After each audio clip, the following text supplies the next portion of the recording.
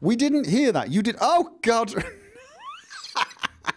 Are we all? So you were the only one who heard it. Your audience That's it. I'm cancelling it. Now they can hear you. I forgot to turn sound on for you guys. So I'm leaving. to myself this entire time. Nice little conversation by yourself. That's okay. These kind of gremlins are good to get out at the beginning of the stream. It would be really sad if 30 minutes in we were figuring this out. Oh, God. Well, it's not like the BBC are going to be headhunting me for interviews and things, is it? Like, okay. Right. Starting that again then. Welcome, minion. Now we're getting... People are going to be doing resubs just to distract me now. That was Thomas. Right, okay, let me just do this quickly because otherwise we'll be here all day. We've got Oxhorn, a YouTuber who is known for many things, I have been told, although I found him because of his settlement building. Someone was really annoyed with me, Oxhorn. I saw that in the comments of the video that you released. Someone kind of freaked out about. I don't mind. I don't care if people know me from my settlements, if they know me from my lore, if they know me from my past life in Warcraft. I'm fine either way. Well, I found you because of my viewers. My viewers, well, pretty much the comments used to go something like this. Oh my God, you suck at settlements. You need to go off and watch Oxhorn. He will show you how to do it properly, you utter noob. So that's... Well, if it's any consolation, the #1 comment I get on my settlements is, Oxhorn, you suck at settlements. You should watch Mr. Matty Plays. He's really good at settlements. Oh, really? I've never seen Yes. I've never seen him do settlement. Does he do streams? I don't think he does streams. I know he's done some mods, some settlement building mods, and I think he's done some settlement rebuilds on his YouTube channel. But anyway, so this is just the nature of the beast on YouTube. You will constantly get compared to somebody else, no matter how well you try to make your settlements, and that's just life. That's okay. That is very, very true. And with us we also have CDante, the mod author of Transfer Settlements, the mod that allowed us to share settlements without having to actually share a save game. You can say hello. And he's also done a number of other mods. You did a lot of robot customization mods, did you not? I see. Yeah. My first Gopher review was moddable Grey Garden, I guess. Right. Yes. Yeah. Before Transfer Settlements, I also had some popular mods like Visible Companion Affinity, and I'm also co-creator of Woodward Radio Weston. Oh, right. Companions. Was that with Brando Man? Yeah. I'm working with him for almost a year now, along with many talented voice actors and audio content creators. It's a huge mod. It's almost, well, I guess it's 30 radio stations now. Welcome. Yeah. I mean, some of them are amazing as well. They sound like they've been part of the game from the start. But you're known for Transfer Settlements. That's the one that really is. That's what we think of now. That's for your individual mods, and of course that was a game changer for a lot of people who saw the settlements that Oxhorn was building and thought, I'd like that, but I am way too lazy to do that. So or lacking the level of OCD required, I think would be. It does, doesn't it, though? Am I wrong? Am I wrong? It requires a certain level of absolute pig... what's the word? Oh, God, I've forgotten the term. This sort of bloody-minded, that's it, bloody-minded perseverance to get everything looking right to make a settlement work, doesn't it? I think so. In my case, it's just the next level of the game for me. You get your characters to level 50 or 60 or 100 or 150, and you defeat the major factions of the game, and what's left? Well, settlements. I mean, if I want to continue playing the game, I got to do the settlements. And I figured, I wonder how many people have actually completely done every single settlement in the game for the Minutemen, put an artillery cannon at every single one. And that was one of the reasons. I can answer that question for you. One, you. It Right. can't be many. Actually, I did that too. Oh God. Yeah, good. Yeah, see, I'm glad it's not just me. So there you go. We've got Two Dante peas in a who's pod. I like that. allowed us to share settlements with you. And last of all, the fourth member of this crew, we have Kinggath, the creator of Sim Settlement, the mod that allows you to make the settlers do something themselves. Hey guys, Kinggath here. I'm sure many of you recognize his voice from the videos that he does. Oh, good grief. People are freaking out. MC Kinggath. Right, So yes. did you turn off your subscription gremlin, or are you still getting pinged over? No, I'm still getting it, so it's a little distracting. I'm getting it through. I think everyone else is hearing it as well, though. Have I got the resubs working? I think I got the resubs working. Okay, yes, it's working. Yes. No, actually, your videos are really good. I mean, I know you're known as a mod maker, but your YouTube channel definitely has potential, partly because you have that, as we've already discovered, teacher voice. But yeah, I'm actually considering going into a new web series on there. Like I think the community could use a mod author to go review mods and like look into them for like problems and stuff, because there's a lot of like mods out there that are kind of cool, but they kind of break your game, and I don't think anybody's really done an analysis of that. So I've been considering doing something like that. excellent. That would be really interesting, and I think people would love that. But you got to be careful. I keep on hearing reports every time I do a big mod overview. Someone will say, "Be careful, Oxhorn. One of these mod authors is going to sue you one of these days." Which is why I try to make all of my overviews extremely positive. Yeah, right. Yeah, Please, that's... Kinggath, don't start with mine mods. I'll start with my own mod. My own mod has got its own share of issues. Right. No, actually, though, that brings up a conversation probably for another podcast, which is YouTubers covering the mod authors mods, because it's not many mod authors, but there are a few mod authors who are vehemently against YouTubers showcasing their mods. So it's insane. It doesn't make a lick of sense, and I agree. It's probably a wonderful topic for another podcast. Right, exactly. Although in Kinggath's case, I think making your own videos for your own mod, especially one as, I'm not going to say complicated, but as in-depth as your mod, I think that's a really good idea. And I think mod authors should be encouraged to, I mean, I know it's a little overwhelming sometimes to put your voice out there, but to just come on. I always appreciate it, even if the mod author, doesn't speak good English or doesn't know how to do videos very well. I always watch every single video a mod author makes for his mod before I install it, before I review it, just so that I understand it. Which is why Kinggath's videos were a welcome breath of fresh air. I believe Fading Signal does videos for his mods as well. Yeah, it's always welcome in my opinion. Yeah, I mean, it was pretty rare that mod authors do it, but it seemed like you guys said, there's so much in Sim Settlements I didn't want people to miss. And I thought it was kind of necessary to get it in video form. There's so few people who want to read through these wall of text. They have to type Nobody wants to do it. There's like 1 in 100 people wants to. Everyone wants a video. Everyone wants pictures. And that's not even an insult. That's just how we're wired. People don't want to read how the hell they should get sim settlements working. They want to see you do it so they can kind of understand it. It's how we evolved to process information. We process information faster using many more senses than just our eyes reading. We can use our eyes to see, our ears to hear, and we get things easier. I did have at least one person call me a lazy ass for only doing videos and not typing up a proper explanation. Oh, that's yes. I've had those ones as well. I don't have time to watch a video. I don't have time to watch a 5-minute video about your mod. Do a description of it. Because your time is obviously infinitely more valuable than my time. But I found I can't wait to give the guy the 20-page description I'm writing.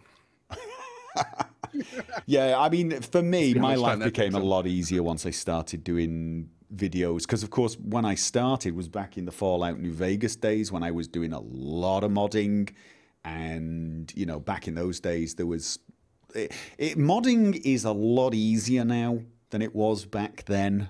I just sound like an old man now. My God. Look, I'm just okay. I beat New Vegas once a long time ago, and I'm getting back into it now for my lore videos. I'm doing a New Vegas lore video every week, and I'm modding my game. Putting mods in New Vegas is an absolute nightmare compared to Fallout 4. I have never had so many performance issues just trying to get a mod to work.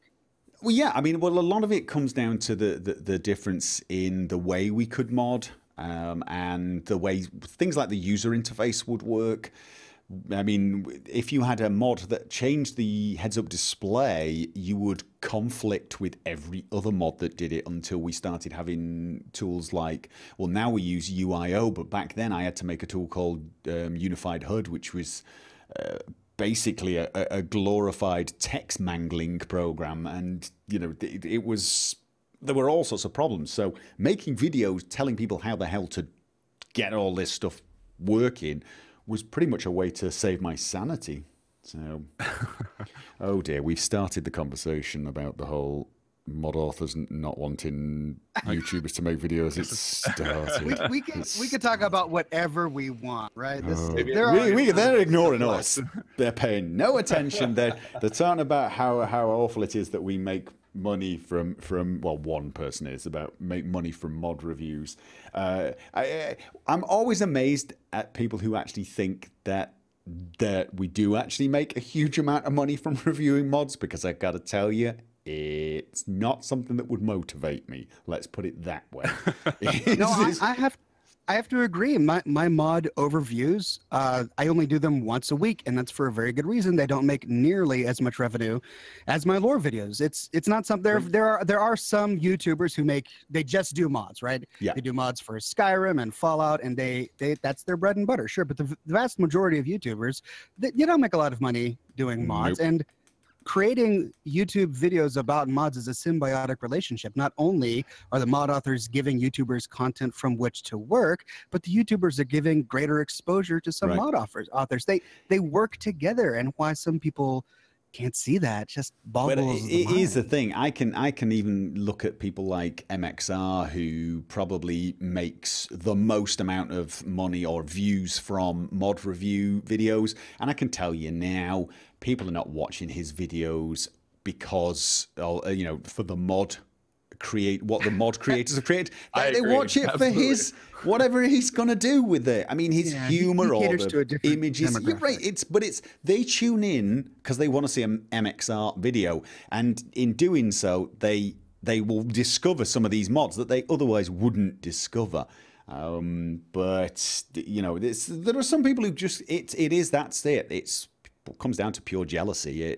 He's getting some money from these videos and he's featuring my stuff. There are people out there talking about legal action as well, but they're absolutely, they've got no idea what they're talking about, because here's what I can tell you about that. It definitely falls under fair use, and the only people that would have any chance of making an argument stick that mod reviewers shouldn't review those assets would actually be Bethesda, and even they would probably fail when it comes down to something like a review. That's a great point. The problem is that a fraudulent lawsuit can be filed, even if we can sit here and we have a free and legal right to review anything we want, because that's the nature of fair use. Someone can still file a fraudulent lawsuit against you, and even if you're in the right, you still got to front money to bring it to court, to defend yourself, to win. And at the end of the day, you don't get anything. And that's the bummer of the situation. People can leverage the legal system against your YouTube channel and shut you down for God knows how long while litigation is ongoing. You might win, but what do you lose in the process? That, I believe, is why MXR just threw his hands up and said, you know, whatever, I'm just not going to deal with it. I'd rather lose revenue on this one video than put my entire YouTube channel into my attitude, though, is if a mod author doesn't want me to cover his mod, I just wouldn't want to cover it. I mean, I never cover mods negative. If I find a mod and I don't like it or it doesn't work, I don't cover it. I'm not what I consider a mod reviewer. I'm a mod showcaser. I showcase mods that grabbed my attention and made me happy. I don't see that's exactly my philosophy on it too, because I would rather spend my time talking about a mod that I'm in love with. The last mod review I did was on just 3 mods, and they were so funny and silly. I just had so much fun making that video. I wouldn't want to sit there and review mods that were filled with glitches and that had all of these problems and then tell my community how horrible it was. That wouldn't help me. It wouldn't help the modder. I'm not doing anything worthy of their attention. Why would I spend my time doing it? So I still feel fairly safe reviewing mods, because I try to make sure that I only talk about mods that I really enjoy. There's a guy in the chat who's basically saying fair use doesn't apply, and he could take you to court and it wouldn't work. And honestly, my response to that is to go ahead and try. You're going to come a cropper. However, this, to me, you guys have a couple of mod authors who could weigh in on this issue, right? Well, yeah. I mean, here's the thing. I can always say that I'm always happy if someone makes a video of one of my mods, so I'm okay with that. That's all I can say. Well, I agree. I think in your case, Kinggath, you're also a YouTuber, so you make money as well, don't you? I haven't monetized yet. I feel wrong doing it for patch notes and stuff. I feel like if I start delivering some entertaining content, I might do so. But on the note of mod authors caring, what I don't understand is the whole point of, at least from my perspective and every other modder I talk to, our goal is to get our mod in as many hands as possible. So you guys are helping with that. I don't see why the money even matters.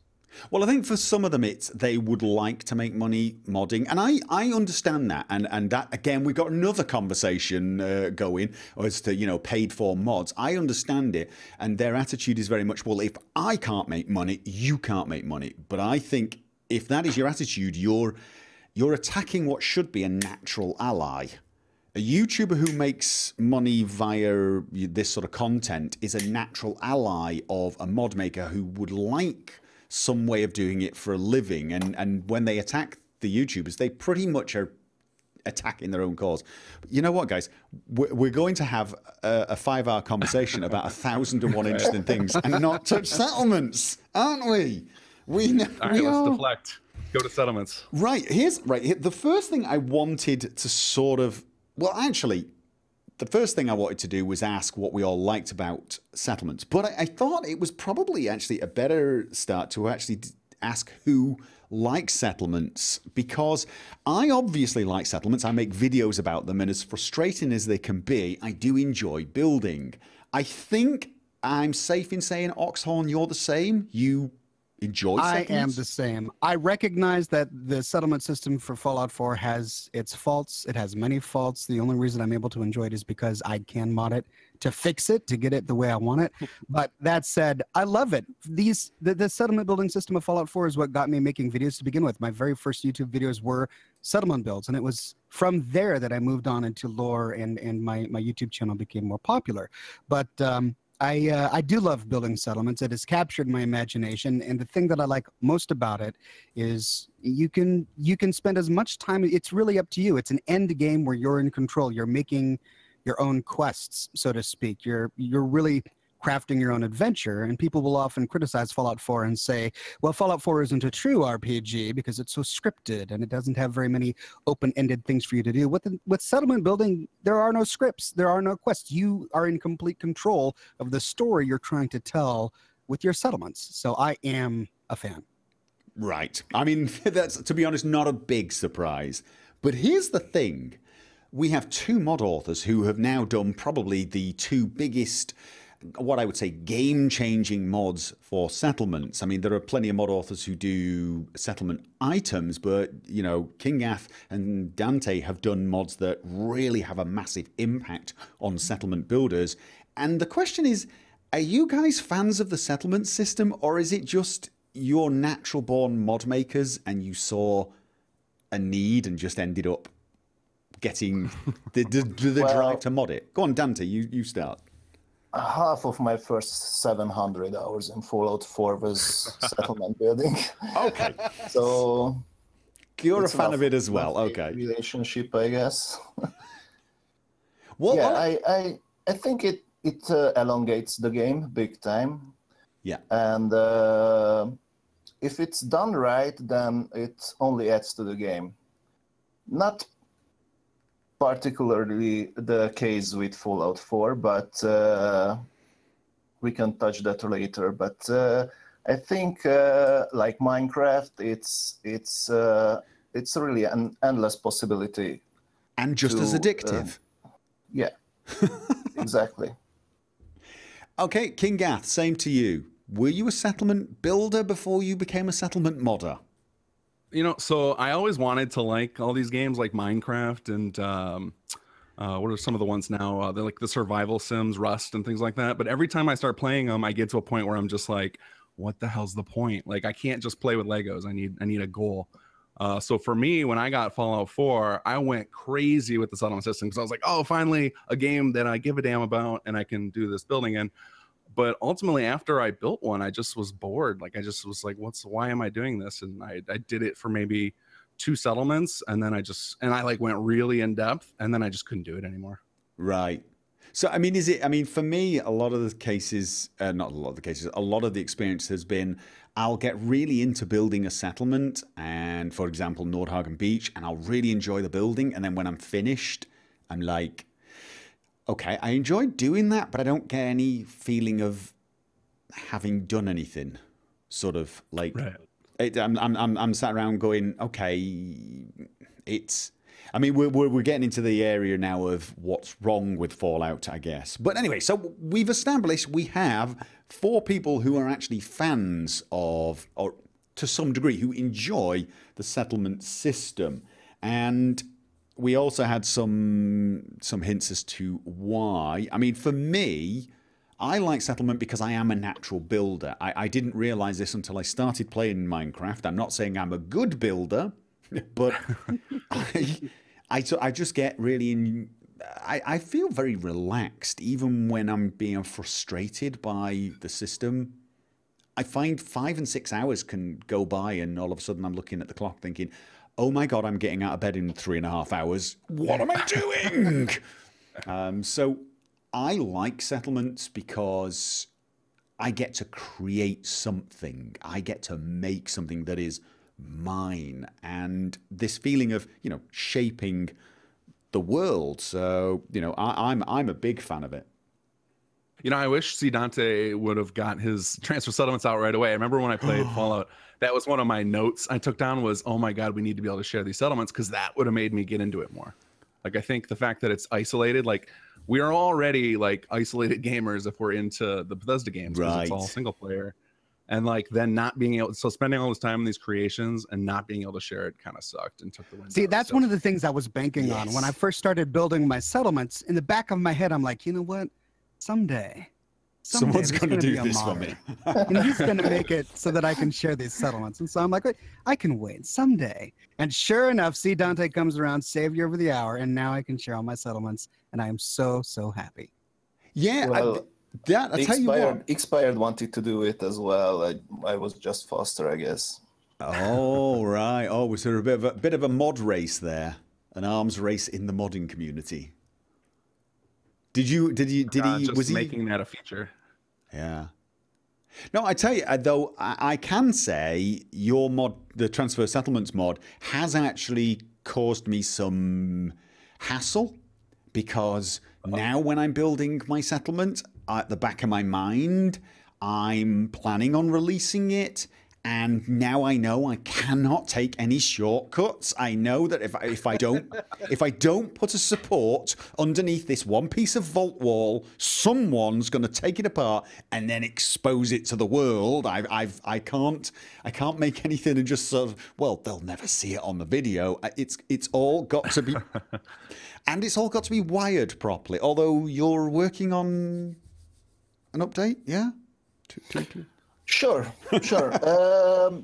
Or is that a secret? Should I not mention that? Shall I kill the stream? No, it's not a secret. I'm working on it. You've heard too much. I was handed the new version of F4SC already, and I can work on exporting and importing wires and power grids. But before releasing it, obviously, the new version of F4SE has to be released. Right, right. So See, that's something. CDante told me that, and after he told me that, I stopped uploading all of my settlement blueprints to the Nexus because the wires were the biggest complaint that I would get from viewers. They would say, Oxhorn, I can't, especially with my Vault 88. That was just a monster demon from hell, that that settlement that I built. And everyone will say, Oxhorn, it's a great vault, but I can't get it wired up. How did you wire it up?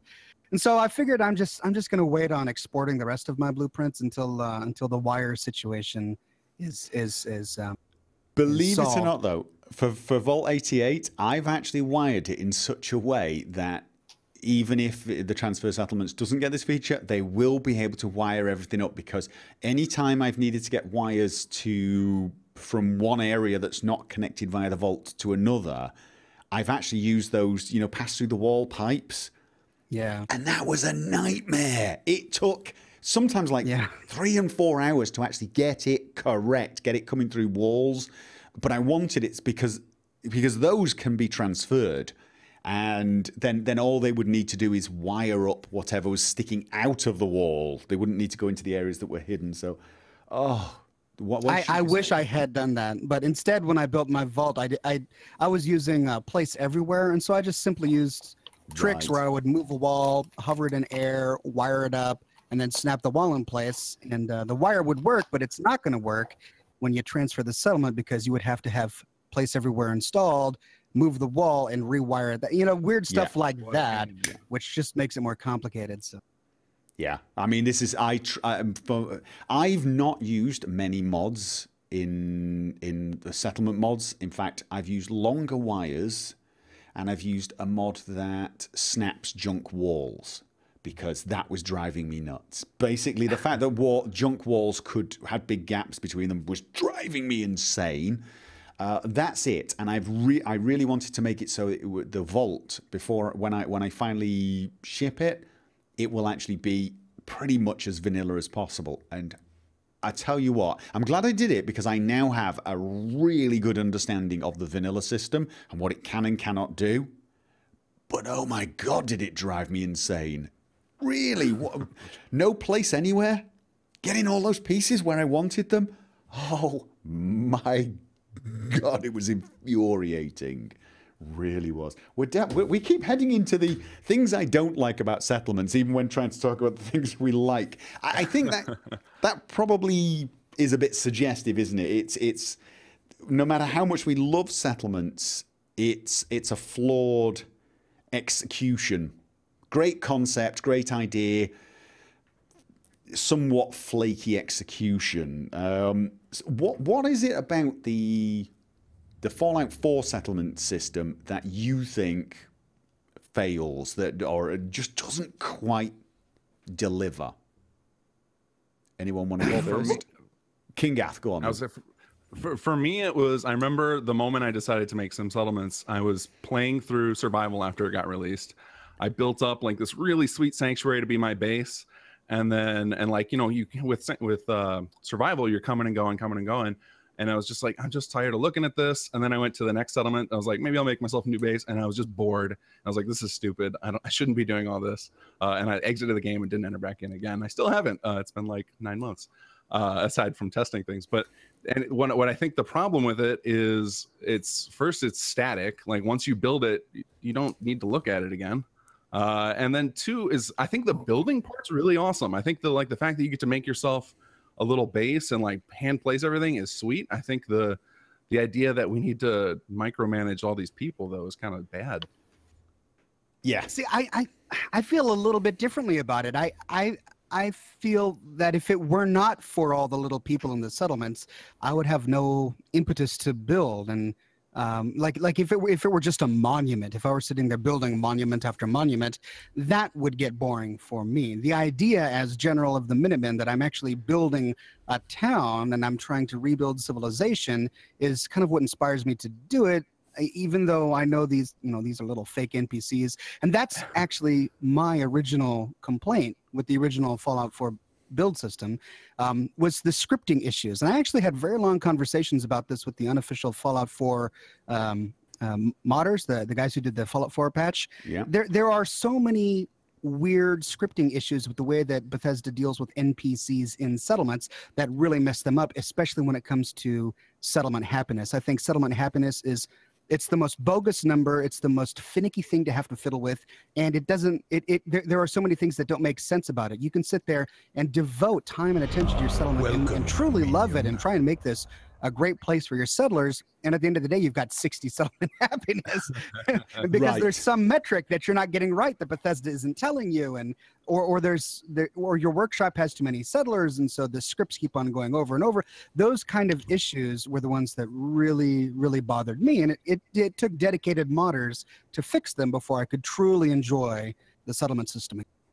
Do you feel like it's all fixed now? More or less. I mean, now that I have an understanding, now that I understand how the settlers work, I can alter my gameplay a little bit. Like before I make any big changes, I'll just make sure I sit in my settlement for 5 minutes so that the computer resets everything before I start building, so that I don't overwhelm it and it doesn't get stuck in a loop. Things like that, and it is more or less fixed. But the big complaint that even the unofficial patch doesn't solve, which Sim Settlement solves, is the idea that it's an organic settlement. Because if I really was the settlers actually have, and if I was building a real settlement, these settlers would do things on their own, which they don't. But with Sim Settlements, now they do, and that's the cool thing about the mod. I mean, for me, when you said you build them for the settlers, I do too. I very much build a modern, say a vault, and I'm thinking, right, these guys are going to go here. They're going to have this in the rooms. They're going to want this, and I'm thinking of, I'm thinking of scenarios that just do not exist in game. You know, when they have kids, there'll be a classroom. You know, this is just not an option in game. But I like to build that way. I play with that kind of mentality. But for me, there is a massive disconnect between what the settlers actually do and how they are and how I try to imagine them. I mean, the biggest giveaway is the fact that they're just called settler. The fact that they don't randomize them and give them names, I think, was terrible. But exactly.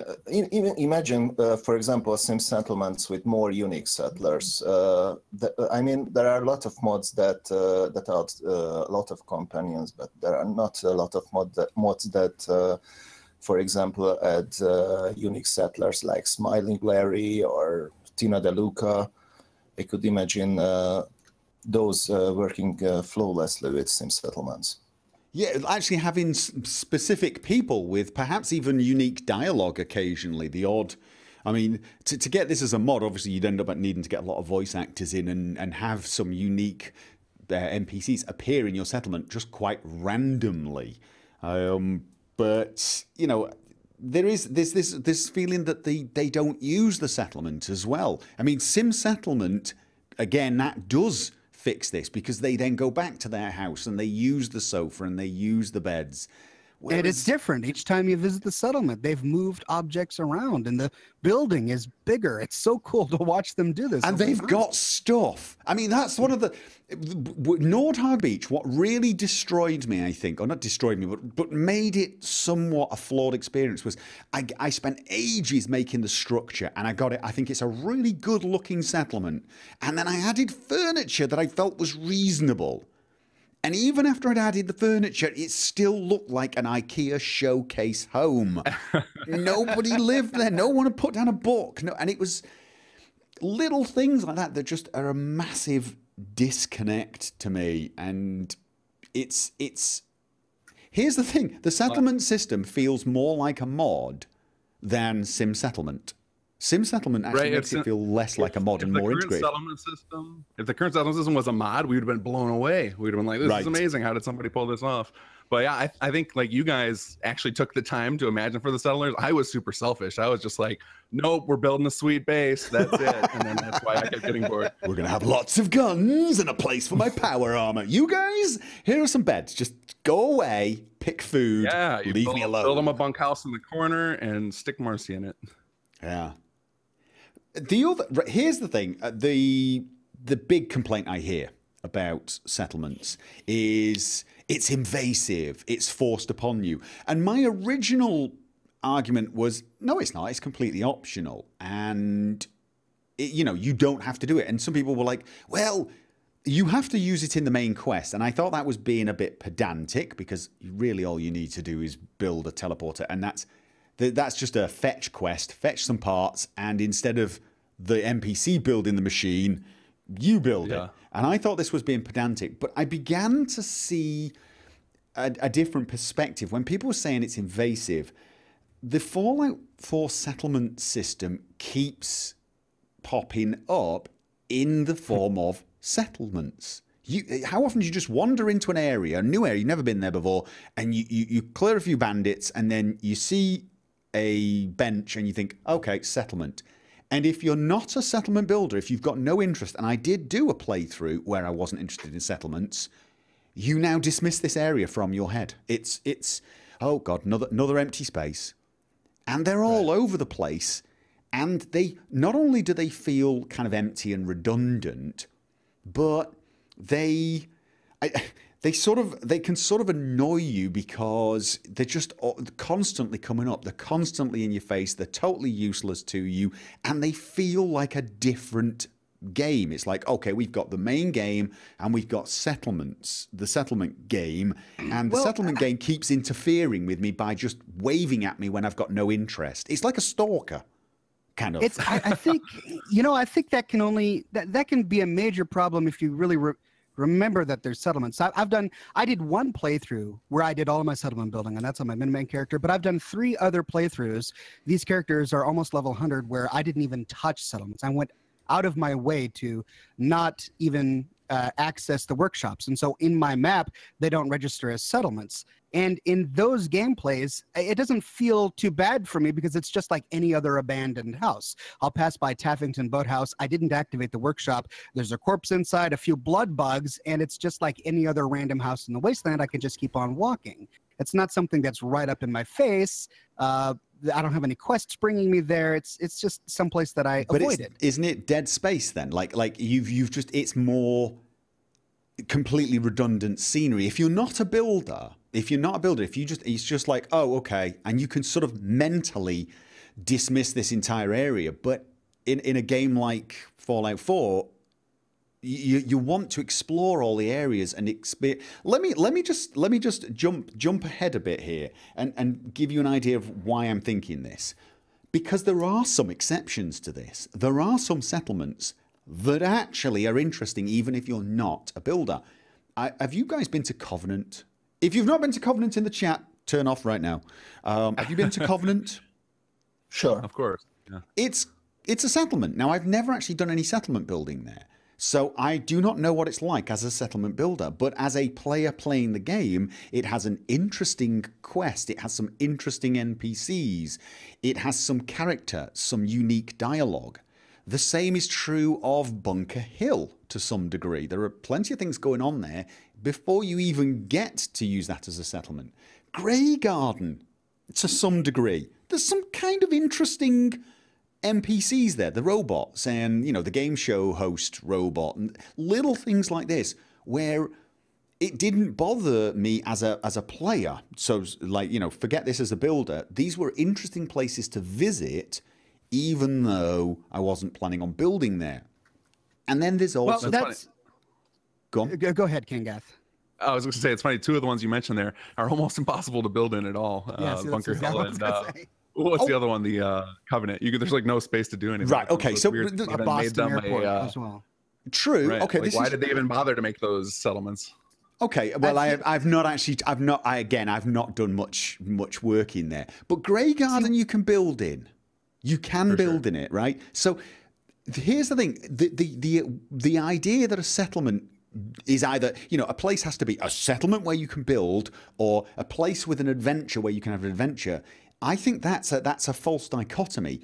I think they should have tried to make every single solitary place, even the big settlements, the open ones, they should have made it a point of interest for people who weren't builders. Maybe there were 3 or 4 places that were pure blank slates. But I mean, have you guys played the mod in Skyrim, Helgen Reborn?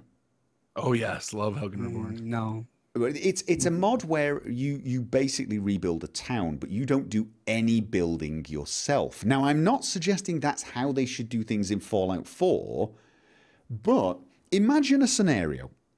You turn up at Starlight Drive. It's a complete empty parking lot, really, isn't it? I mean, it's where you call them drive-in cinemas in America? Yeah, drive-ins. Drive-ins, right? We don't have them here. So we used to have them here. We don't either. Right. But it's a they're gone. It's a big blank building space. Imagine if there was some NPC there, a robot, just anyone who was just like, I really want to rebuild this. And you end up with a series of quests to run off here and get such, you need building materials for the screen, a special projector that you can't make yourself, a collection of films that you need to show, and then you rebuild the actual drive-in cinema. And there's a series of things to do. And this NPC will do the building for you if you want. You can say, yeah, no, you build it, or no, I'll build it, and you can get to place everything. Just something as simple as that. That's actually how I designed Sim Settlements on paper. Is I wanted it to be each settlement to be like there was a master plan already, and you would just unlock it over time. But kind of like Helgen Reborn. But man, the coding in that. Right. With mods, we can do that, and I realize that Bethesda didn't make it that way out of the box, but with mods, for example, we can install videos of the Wasteland, and now the projector at the Starlight Drive-In works, and you can actually project movies there. And you can download other mods to add to videos of the Wasteland to have old black and white movies playing on the big screen, or the Vault-Tec propaganda special videos are playing on the big screen. So with mods, we can get that sort of function that you're looking for. I hear what you're saying.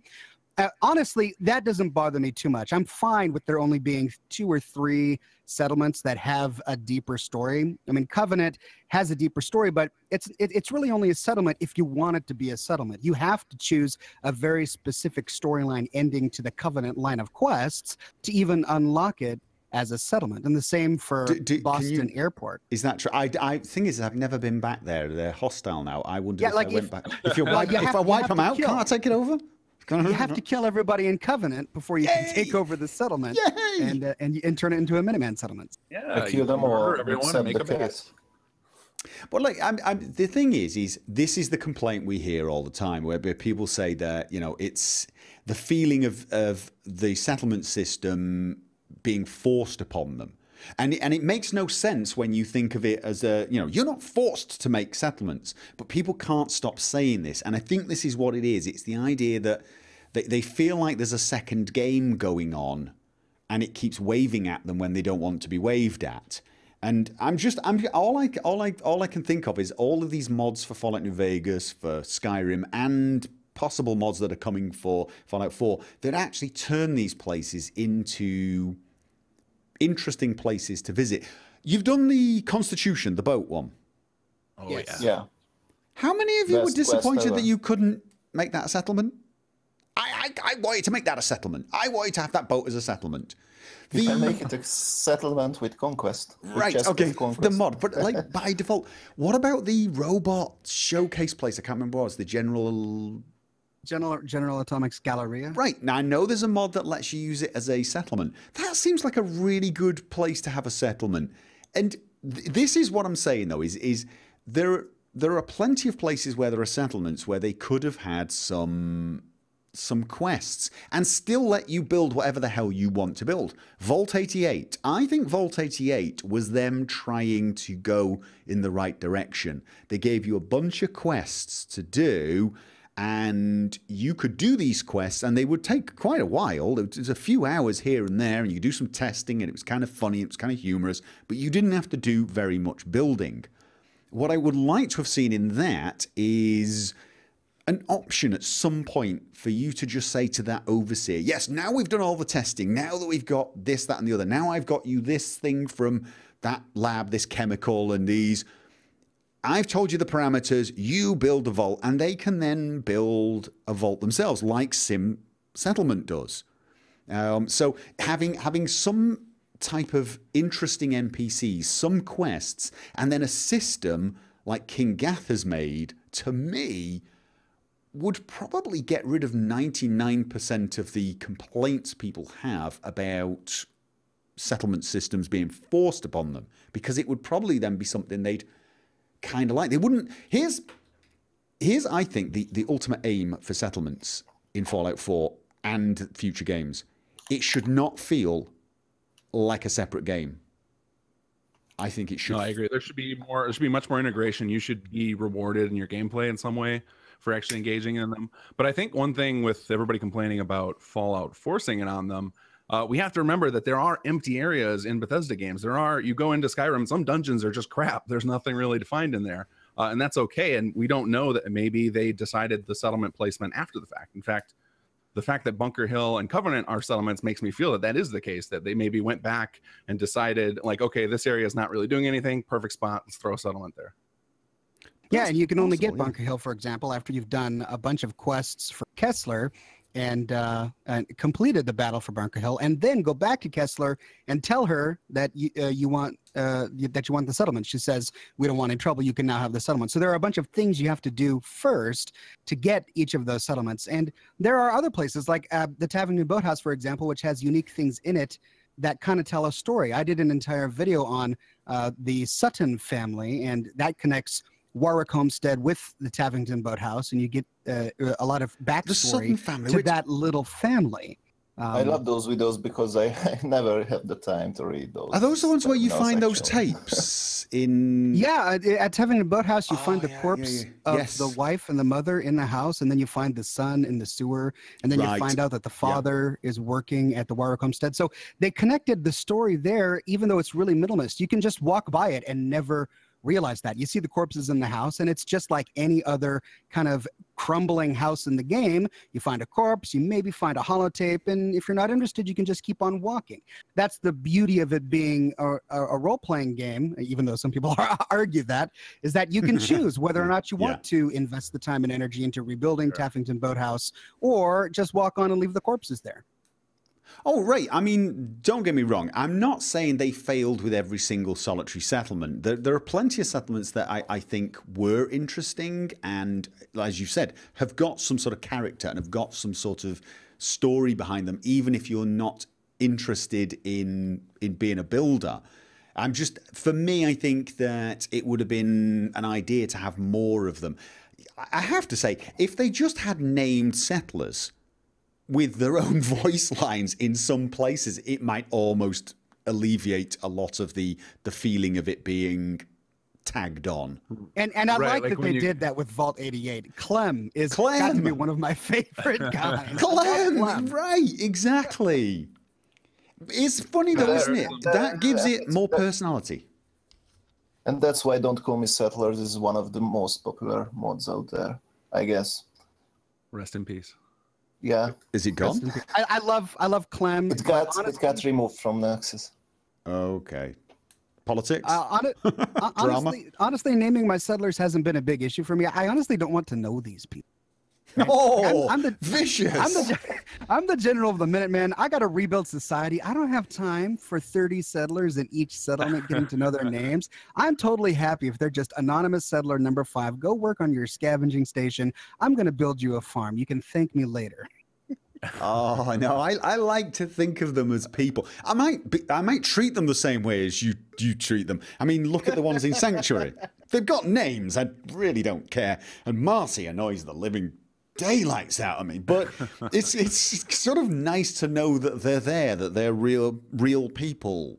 I know they're not real people, don't shout at me, but they're immersive settlers, does what Don't Call Me Settler used to do. Okay, there's a new one. Right. Yeah, I actually got involved with that mod. I helped write some of the code so that it wouldn't break things like Don't Call Me Settler did. Right. But I would say I could see an argument for why they named them Settler, is that if they each had individual names, then your sense of scale becomes very, very small. It's very focused on the personal level. Whereas if they're just generic Settler, it's kind of a way for them to fake within the limitations of the game engine that you're actually building a city. Yeah. I mean, if you were the mayor of a large town, like, does Mayor McDonough know every single drifter who lives in Diamond City? I don't know if it's possible. I just don't know if that's if that would be realistic. But he would Especially- probably know some of them, and that's the thing. You go to true. Nordhagen Beach, and I don't even remember who the first. I remember there was a guy, and I remember there was a boy. So the boy must be one of the original settlers. Who was the original settler there? I couldn't find him. The guy. Well, those ones didn't have names. Those were just part of like a Minuteman Radiant quest. A good example would be Finch Farm. You've got Abraham. Is it Abraham Finch? Yeah. Abernathy. He's got his little family there. And then the Abernathys, they're named there. So there are a few. There are, right. I just think more of those. Give each one. I can see that. Even if it's a minor story, even if it's some. Although, I mean, I've got plenty of other ideas to actually make settlements way more fun as well. But for people who are not settlement builders, that would be a non-issue. I'm just thinking. Honestly, you know what I think the problem is? Why I think you're getting that many complaints. It's such a departure from the Fallout franchise.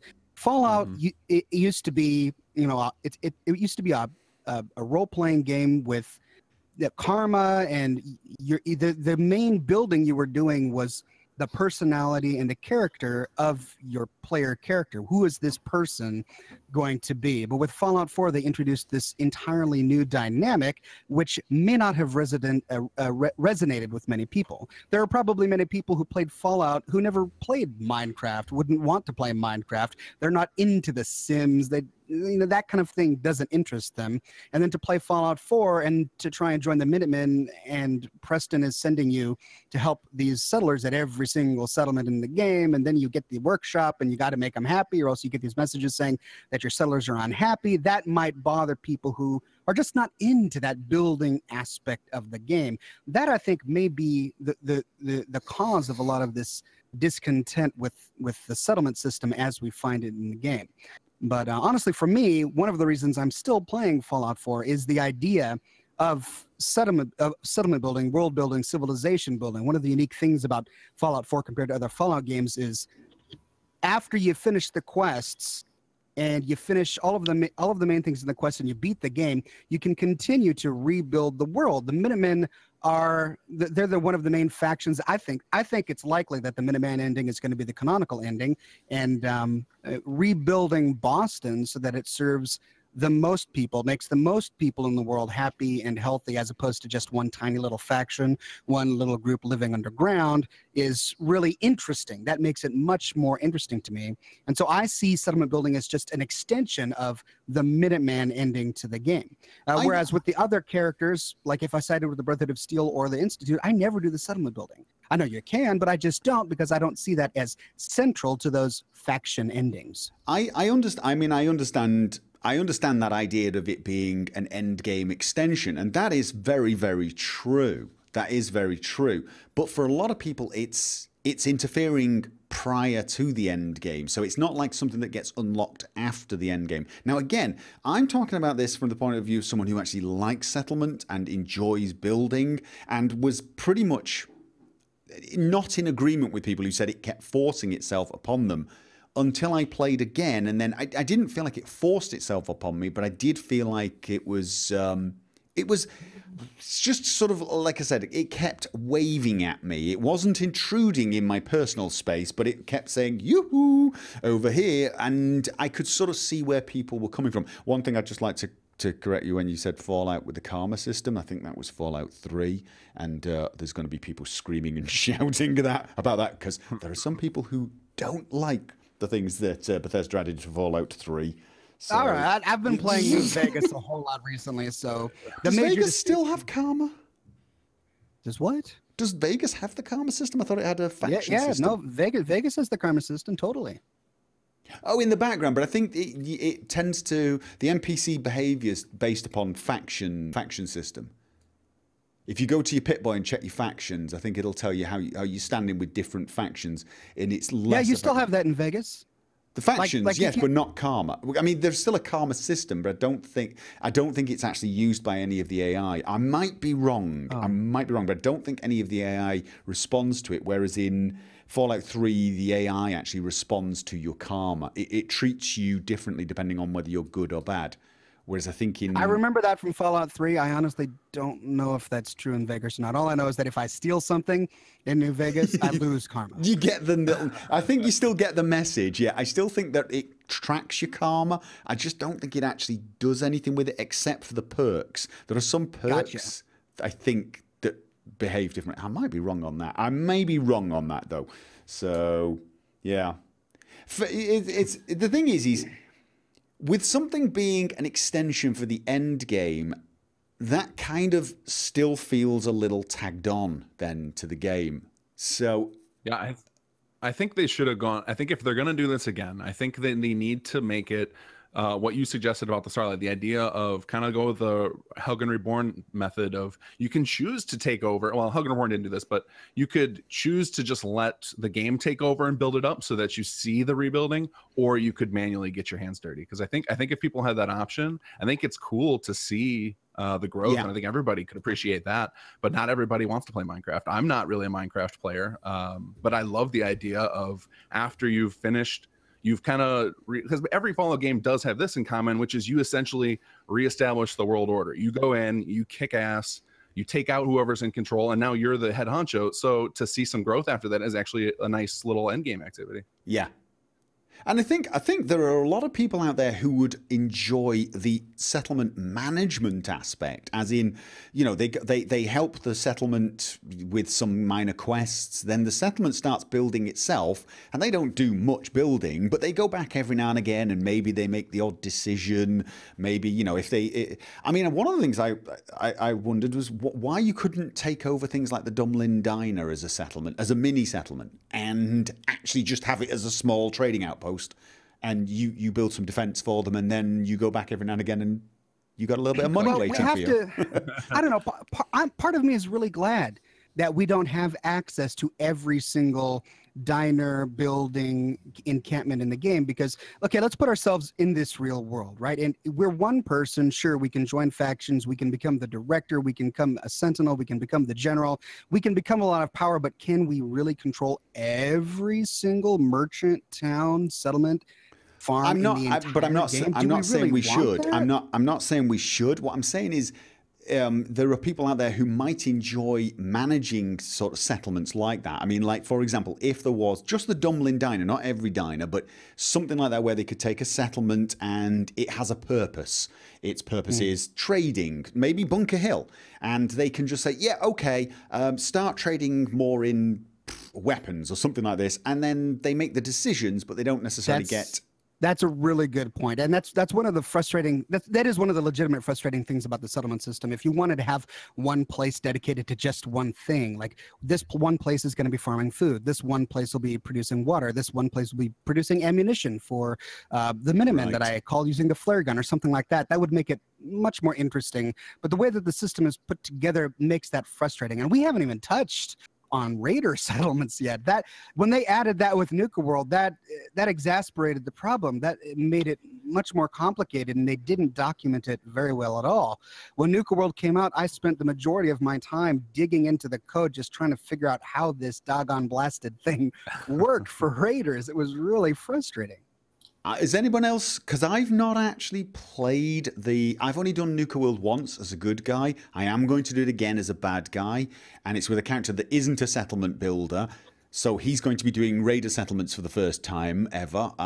Has anyone else played the raider? I only did it long enough to make sure that salvage beacons worked with Nuka World. Otherwise, I haven't touched it. I'm told it can cause all sorts of chaos in your settlements, though.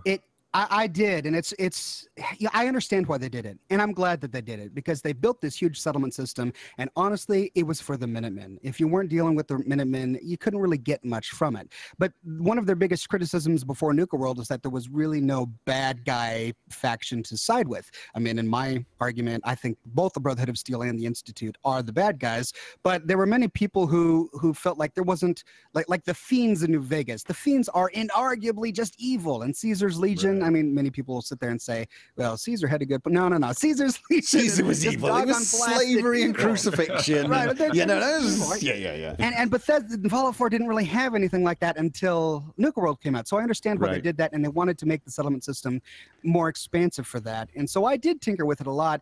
But I do think that it just, the settlement system for raiders just made things much more complicated unnecessarily, especially when they didn't properly document how it's supposed to work. You have to take over settlements and then build a settlement so far away from an enslaved settlement so that you can get the resources from that settlement, but then it didn't even work the way that they intended. There were a lot of finicky things that didn't quite add up with that. Oh, you started a storm in the chat. Caesar did nothing wrong. The Institute had good intentions. I'm waiting for someone to say. Yeah. Look, I've documented all of that. You can watch my videos on why the Institute is truly evil if you want. Oh man, that's a whole other podcast. That's another one. That and the Brotherhood of Steel. Oh, the Brotherhood of Steel. I have so Nazis. much to say about That's the Institute. Oh my God. Yeah. No. And I got so much grief for actually siding with the railroad, even though I only sided with the railroad mostly out of convenience. It was more a matter of I wanted to take the Institute down, and the Brotherhood didn't like me at the time. So it was like the railroad were jumping up and down going, take me. And I was like, okay, sure. But apparently that made me evil. But there you go. I never actually figured out how to do the Minuteman ending. Don't tell me, because I'm going to do it at some point. I never actually figured it out. I got to a point where the railroad were the only people left. Don't tell me, though. Nobody tell me. Spoilers. I won't tell you, but I will. The Institute has to go down. I'll say that I'm in the same boat with you, because I sided with the railroad accidentally on my first playthrough. I wanted to side with the Minutemen, but at the time I couldn't figure it out. And I did finally figure it out, but I think the way that they had it is that the railroad is the easiest faction to end the game with, because all you have to do is continue completing their quests. Really, all right, I won't go any farther, because then I'll tell you how to do it. No, but that was the thing. I have a feeling the way I was playing, I was probably heading down the Minuteman ending, and then I sort of decided to see if I could turn Sean and the Institute around, and so I was working with them, and then they ended up in a battle with the Brotherhood of Steel. Although I still feel the Brotherhood of Steel kind of initiated that battle. Thank you very much. They did. But you know, so this. I was trying to balance a few things, and then it got to a point where it was like just the railroad. And I suspect I could probably, you know, if I'd have gone on a wiki, I could have found the way to initiate the Minutemen. But there was a side of me saying to myself, well, still, realistically, they're still the most logical choice. If what you intend to do, even as the leader of the Minutemen, if what you intend to do is destroy the Institute, the Minutemen are not a force trained or focused on doing that. They are a force that's there to try and help with the settlements, and the railroad were basically jumping up and down, eager to go in. And if it all goes wrong, the railroad get the brunt of the blowback. Whereas if you go in with the Minutemen and the Institute win, then the Institute will take it out on the settlement. So there was a side of me thinking, even as the general of the Minutemen, the railroad just seemed to be the most obvious choice. Well, I mean, I don't know how much you want to no be spoilers. spoiled for you, but I mean, the Institute does attack the Minutemen if you go a certain way. I assumed it would. I mean, I assumed they would get they would get it. They, you know, this would be how it played out. But yeah, I mean, Bethesda clearly they made the Institute the clear main villain.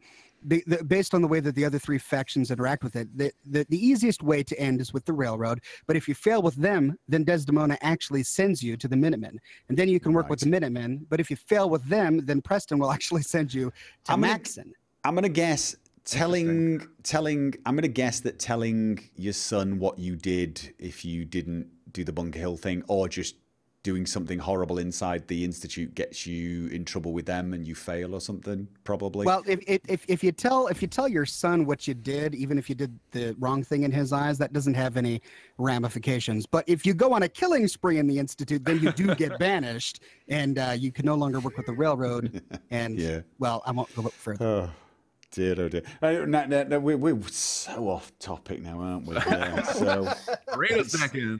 Yeah, I mean, that it does bring up the interesting point that the settlements are completely linked to the Minutemen. Although there are some settlements that's not the case, isn't it? Or there's actually code in the system, and some of it still functions, where they were going to let you take settlements in the name of the other factions. Well, there are only really two that I can Down think that of. way. The only time the settlements are used by the railroad is when they set up the Mercer's safe house. And then the only time the settlements are used by the Brotherhood is when you have to take one over to build the teleporter for the Brotherhood of Steel.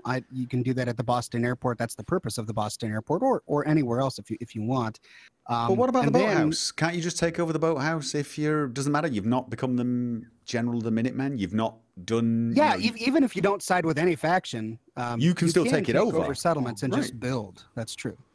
Yeah, So but you it's not what I'm can- saying is Bethesda, I think, was headed down the path of letting you take over settlements for factions. So that's something they might push into their next game. Like it looks like it's very clear would have been in the code interesting. I that actually it got would have snipped. really liked. Thing is, right? I'm gonna get us back on track. I see the play. I'm gonna separate players out into pure adventure players,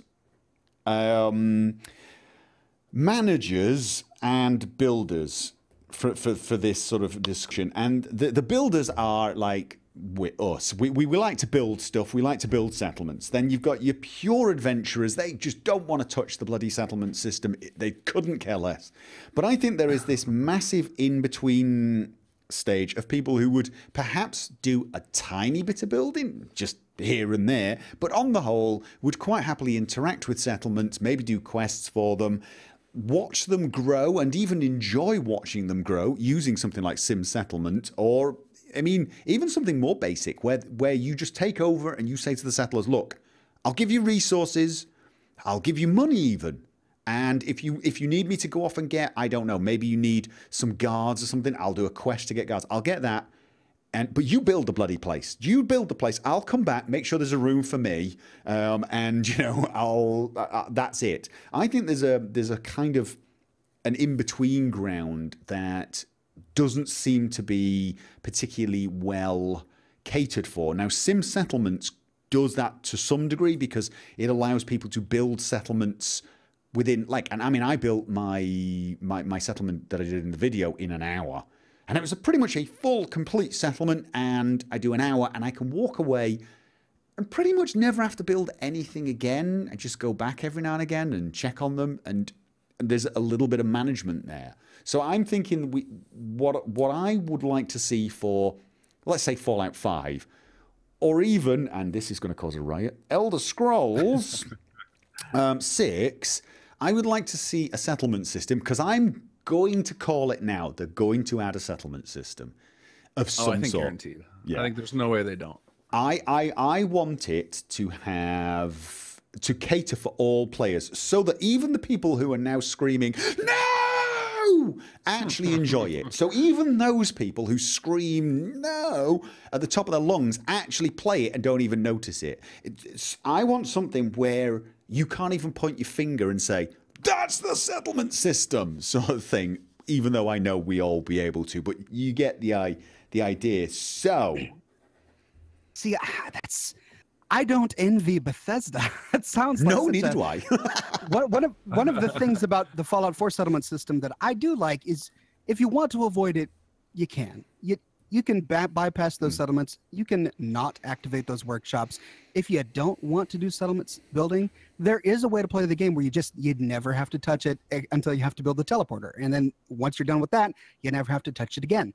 I do like the idea of in Elder Scrolls 6 or Fallout 5 having a settlement system that is more polished and but I do think it's important that for those who just don't want to touch it, they should be able to play the game without ever having to touch it. Or if they do touch it, it's implemented in such a way that they don't really realize that there's settlement building. I know that's really tricky to do, and that's why I said I don't envy Bethesda.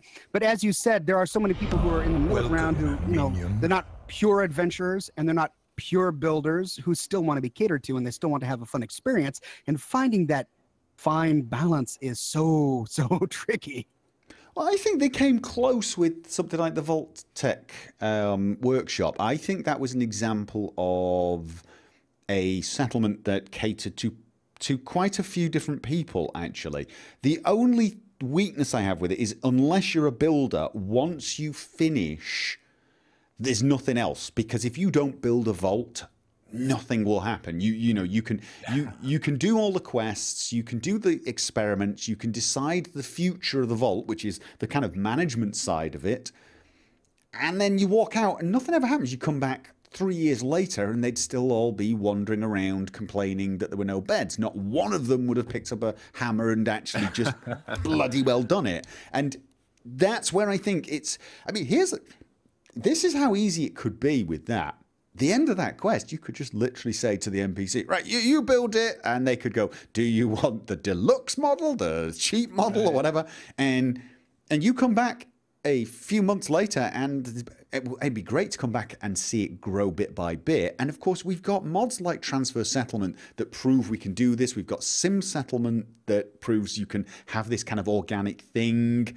And I know that means they're going to have to spend time adding these things to it. But if they I think that's why the players are pissed, though, is that there's so many pure adventurers out there, especially the vocal ones. I think a lot of the vocal people are the people who just see this as a first-person shooter, and then so you then end up having all this building stuff in there, and it's like, okay, if Bethesda would have taken the time that they spent developing the settlement system and instead put that into more quests, maybe we'd have a more complete Fallout experience.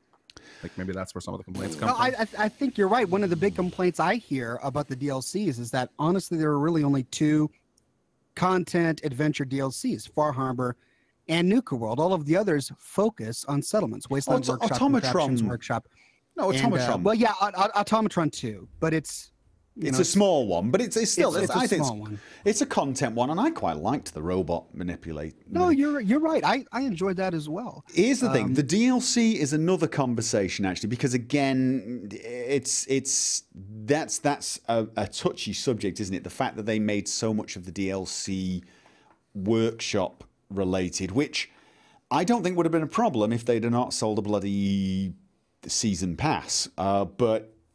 Yeah, I mean there's a whole other discussion as to whether or not they did the right thing with the DLC.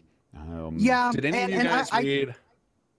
There was an article I remember reading, and I don't remember who it was. It was Pete Hines or Todd Howard was interviewed, and they said that they just changed their trajectory and went toward more settlement focused DLC after the positive feedback they got from the settlement. So, and I don't know how much data mining they're doing, like by our games being attached to Steam and Xbox Live. Are they like collecting data on how we're playing the game to make that decision, or was it just from, you know, positive outcry? Settlements were popular because they were new, but I also think settlements were popular because they were one of the few things that were getting huge amounts of mods at an early stage, and so people were kind of doing a lot of messing around. I think to say it was more popular than the main game is probably wrong, but I can actually see why. After let's face it, the negative reception the main game got itself, the settlement system could almost feel like a saving grace of the game. And I understand that. It was, in my opinion, generally a hell of a lot of fun and a major success. And it'll be the thing I'm still doing in 4 years' time. It's going to be the thing that still drives me when the game's finished and gone for me. At the same time, I'm not totally sure it was wise for them to assume, therefore, settlement should be the main focus of the DLC. I mean, I don't think it was the main focus of the DLC. It just, unfortunately, especially in the early stages, it felt like they were putting out quite a lot of that type of stuff.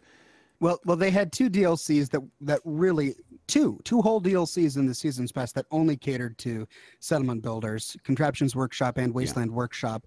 And I mean, the things that they added with those settlements, I'm glad they're there.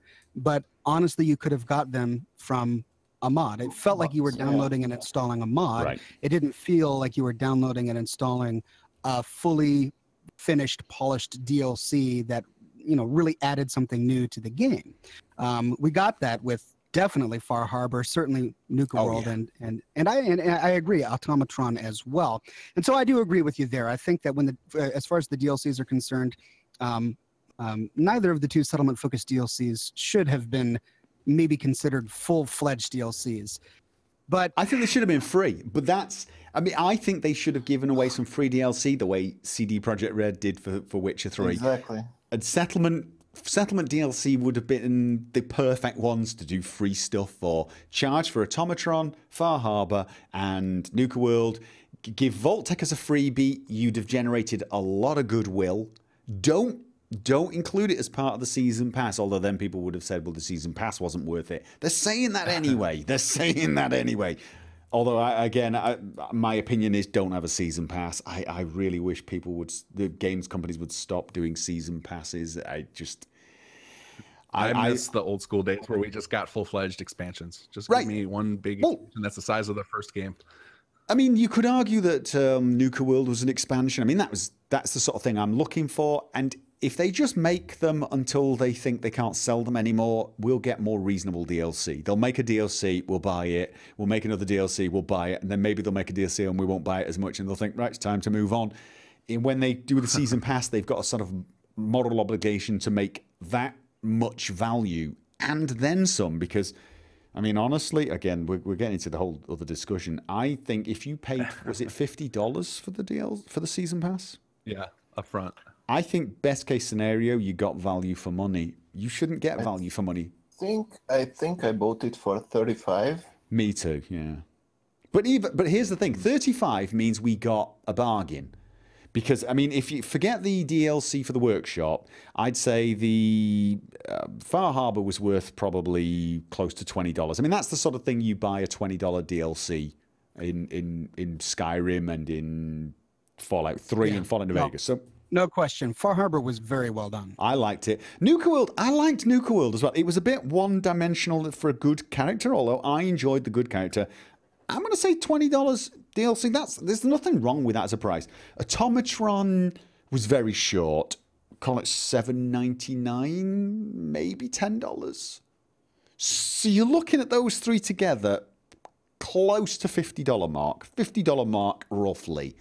If you spent $50 on your season pass and you got that and some of the workshop DLC, you probably got your value for money. But you don't want value for money when you buy the season pass. You want a bargain. That's why you bought the season pass, to feel like you got everything for $10 cheaper than it was worth. And this is why they shouldn't have done season passes. Is your chat lighting up with opinions on the DLC right now? Oh yeah, a hot button issue. All right, well let me try and rein us back into settlement. So there's another piece of it that I want to talk about. Was the raid system. So for me, when I'm playing a Bethesda game, I like to just get lost in the world. I want to be like out adventuring, knowing I'm the only person that matters. I get to do exactly what I want. And I think one of the ways they used to always capture that was that there was no sense of urgency. Like maybe within the dungeon, there's a sense of urgency because you're going to die, but there wasn't anything outside trying to draw your attention away. And I think when they added in the raid system, all of a sudden you've got Clippy over here saying, hey, you want to come help us over here? 10 Pines Bluff is under attack. Please help again. Yeah, no.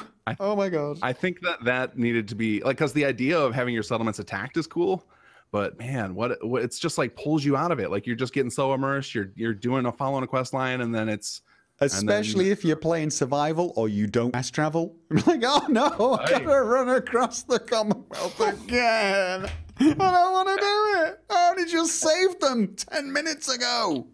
I couldn't possibly play like that. Here's the thing is something new for that. What Oxhorn was saying earlier, like the different places that focus on different things. One of the ideas I had was have the castle a training ground for the Minutemen, and when a place gets attacked, if you've got the castle built up and you've built training facilities and maybe some sort of fast travel system or whatever, faster than you're traveling anyway, they can then respond. And if you've got them and you've got them fully upgraded, there's a 99% chance they can save the settlement instead of you. Something like that.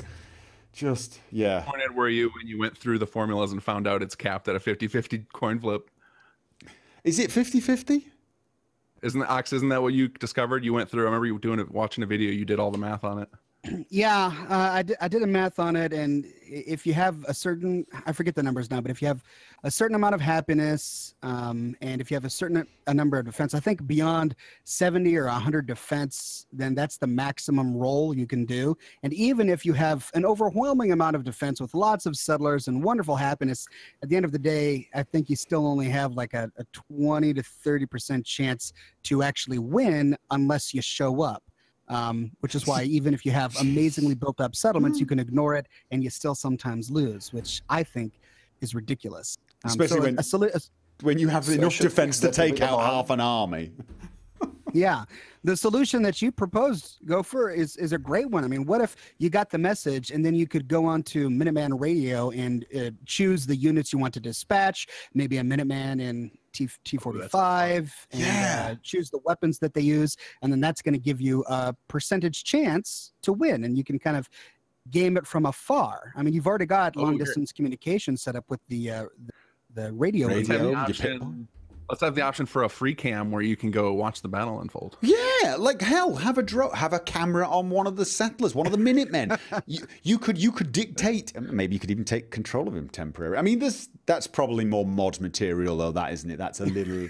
But yeah, I mean, just something. I mean, I had a lot of ideas of different settlements being different roles. So, for example, the Starlight Drive one of those things I was thinking was once you got the cinema screen up and you got it working, it could generate happiness in any settlement that had a supply line, so that people in other settlements could sort of join the provisioners, travel to the cinema and have a bit of a holiday every, few months. And this would raise general happiness. Something like this, each place having an effect on other places if they were connected via the provisioner settlements. Maybe you'd need another perk to actually have more, I don't know what you'd call it, more heavily armed provisioners or something. With caravan guards. Yeah, I get a lot of requests on Salvage Beacons to add something like that, to where make it a little mini game where you've got to arm them up or you risk losing your stuff. Can I just say, although I know you're known as the Sim Settlement guy now, I still stand by my claim that was the best mod ever. Greatest mod ever. I love Salvage Beacons. I have to keep it installed at all times when I'm playing. People said that was clickbait. They said that was a clickbait title. It's not clickbait. This is the absolute bloody truth. This is the greatest mod ever made. It collects all. Because if Fallout 4 added one thing, it was an obsession for picking up total garbage all the time. Everything. They really did a good job of making the strong back perk important. Oh, God, yeah. Ceramic. Another plate. Oh, my God. Oh dear. So I thought, to me, that is actually something where the settlement system works really well, because all of the stuff that you see in Fallout is all rebuilt from old crap. So giving us reason to collect that old stuff is awesome. I thought that was kind of brilliant. So it's a shame that there's all this, I guess, lack of love for the settlement system, because it works really well within the lore. Yeah, and I mean, from the point of view of if you do need a base away from home, settlements are actually kind of useful as well, because if you're trying to upgrade your weapons, or if you're trying to repair your power armor, having all the supply lines set up so you've got access to all your mods and all the junk from other places is really useful. Yeah, that would be my one criticism of the settlement system, and because if you don't do settlements, then even if you get home plate, you don't have as useful of a home base than were you to build a settlement. The way to have it set up is, if you build a settlement, you can have a workshop connected to any of your armor stations, weapon stations, chemistry stations. You try and do that in home plate, and you've got to exit Diamond City, and then none of those crafting stations are connected to your workshop, and basically it forces you to take over a settlement and turn that into a player home, even if you don't want to, as opposed to just having a player home that has everything connected so that you can play the game functionally like you should be able to. Yeah, we had a comment saying will transfer settlements come to Xbox One? We can categorically say no, right? I mean, it needs the script extender. Yeah. I wouldn't doubt it. Probably not, but I was experiencing with a method that actually you can export settlements from Xbox One. Oh. With the help of HUD framework. Oh, right. You could export the data via QR code. Didn't you also mention that it might be possible to convert a JSON blueprint into an ESP file, and then they could essentially download a settlement as a mod? Yeah, ESP and script. That will work definitely. There we but go. But to export something from Xbox One, I had this idea to actually show up the data in QR code. Right. Could you export from PC to Xbox, or is it just Xbox to Xbox? Yeah, PC? yeah. That was what Kinggath was mentioned. That you can. I'm going to make a Win32 application that will turn the JSON files into Papyrus script. Right. And that way you can upload them with an ESP through the CK to Bethesda.net. Ah. So one ESP plus one Papyrus script will import one settlement. Could you possibly collect a lot of different settlements and include it in one Uber ESP? Yeah, actually that can be done as well. So I might be able to have all of my settlements in one multiple ESP. JSON files into one mod, basically. If I were an Xbox player, I would be freaking out by hearing this, because that's awesome. Like, the really good, I mean, no offense to Xbox players, but the best settlements that people are building are happening on PC because we've got access to place everywhere. Yes. And it's way more control. So being able to get those really cool settlements that you guys on YouTube are building onto your Xbox is so awesome.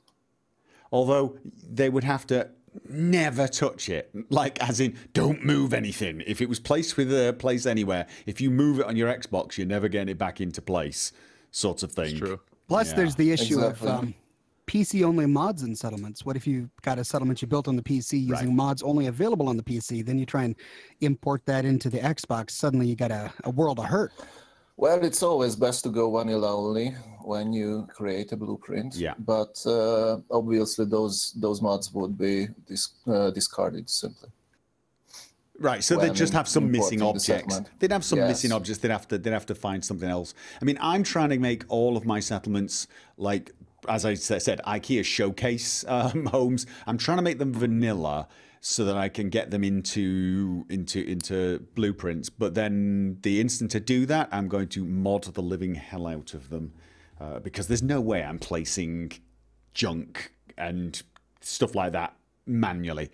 I'm having shelves filled with pre-placed junk. Thank you very much. Yeah. Okay, But yes. importing wires would never work on consoles, obviously. Ah, yeah, there would be some restrictions, right? Yes. It's still cool that you can do that. Yeah, and there's no way to. So there is no papyrus command to wire things up, are there? No, unfortunately. Without F4SC, there's none. Yeah, because it's not. Is it considered an object? Like Yeah, it's a bendable spline object, and it has its object reference as well. Yeah. Right. Okay. But there's no way to actually place it. I mean, it's at all. Yeah, you have to connect to object references with a wire, and you need a special function for that, and also connecting them with power as well, because that's two different things in the engine. Oh, really? Okay. All right, So connecting them with the actual physical wire and connecting them with power is two different things. Everyone's sending out a moment of love and silence for the PlayStation 4 users, although I suspect a lot of it's fairly mean. Poor guy. So yeah, yeah, the Fallout 4 mods. Another video time, another discussion. That one, isn't it? So yeah, I don't think that's ever going to happen.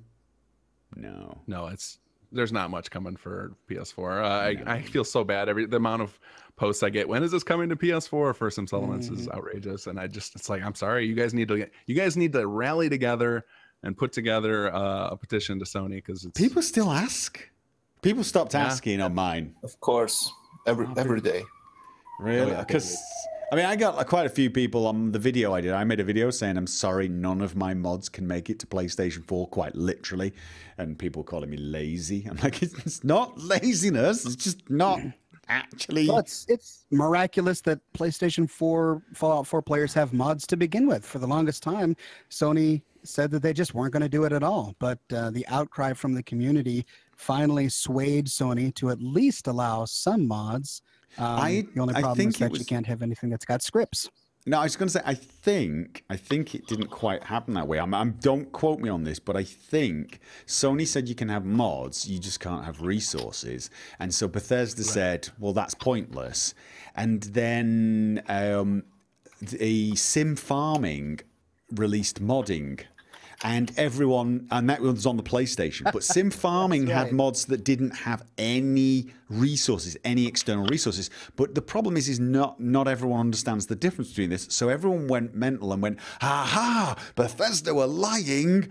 You see, Sim Farming can do it. It's not Sony. So Bethesda just, I think, almost as I wouldn't say I don't like to use foul language, an FU to people complaining. I actually think Bethesda releasing mods for PlayStation 4 was not because they thought it would actually add anything useful or really give them a bonus, but it did it to shut people up who were saying, look, it's Sony. They said, okay, yeah, we'll release mods too, but obviously within Sony's restrictions, no external resources.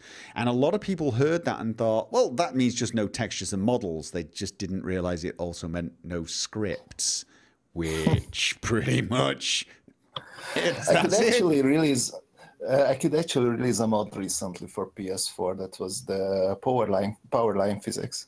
Right, okay, because that's a model, right? Oh no! Wait, no, it's not a model. It's just an ESP tweak. That's right, because the power lines that don't have physics are just. Is it a category? It's just a parameter on the form. Right. Okay. Yeah. Because the actual physics wires are already in game. They're not an external resource. They're already part of the game's resources. Yeah. So yeah.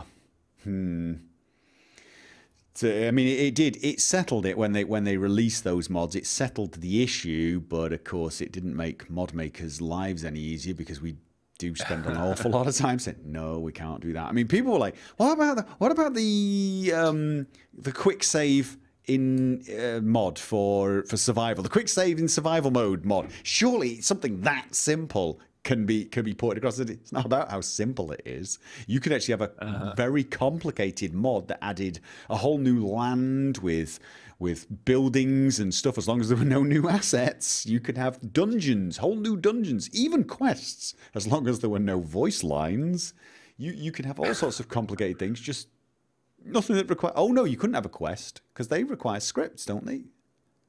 I mean, you could use some of the default scripts and kind of hack them together to work for real basic things, but really basic stuff. You're not gonna get too complex because you couldn't even set. I don't think you could even set the stage on that quest because that requires a fragment. Yeah, exactly. So, it would be really basic stuff. Oh dear. Well, in theory, if I could manage to build an application that turns the JSON files, the data in the JSON files, into an ESP, then I could upload settlements to PS4. Right. But I'm not there yet, quite frankly. Right, of course, because that would be a pure ESP. Yeah. Oh, yeah. Yeah, and all the items would be pre-placed. Right, it wouldn't be like an import. Yeah. Someone says you can have a quest. Yeah, we know you can have quests, but it's how much. Fallout 4 quests can set stage from within the editor. Can they? When you do set stage from within the editor, within the creation kit, doesn't it create a fragment? There must be methods to do without, but I'm such a script junkie that I kind of just go to those automatically before I even look at everything else. Well, you might be right, Unoctium. If it's possible to set stage from within the editor, then yeah. But you certainly couldn't have a quest with voice acting, because you couldn't have the voice lines. Anything as simple as that. Someone did make saving survival mod PlayStation 4. Oh, I'm pretty sure it's possible to make to enable saving for survival mode in PlayStation 4. Oh, no. The way I'm thinking of it would require the user interface. I don't actually know. If someone's done that, then they've found a way to disable what they did. But the mod I made actually added an object that ran a script, so that just was not possible.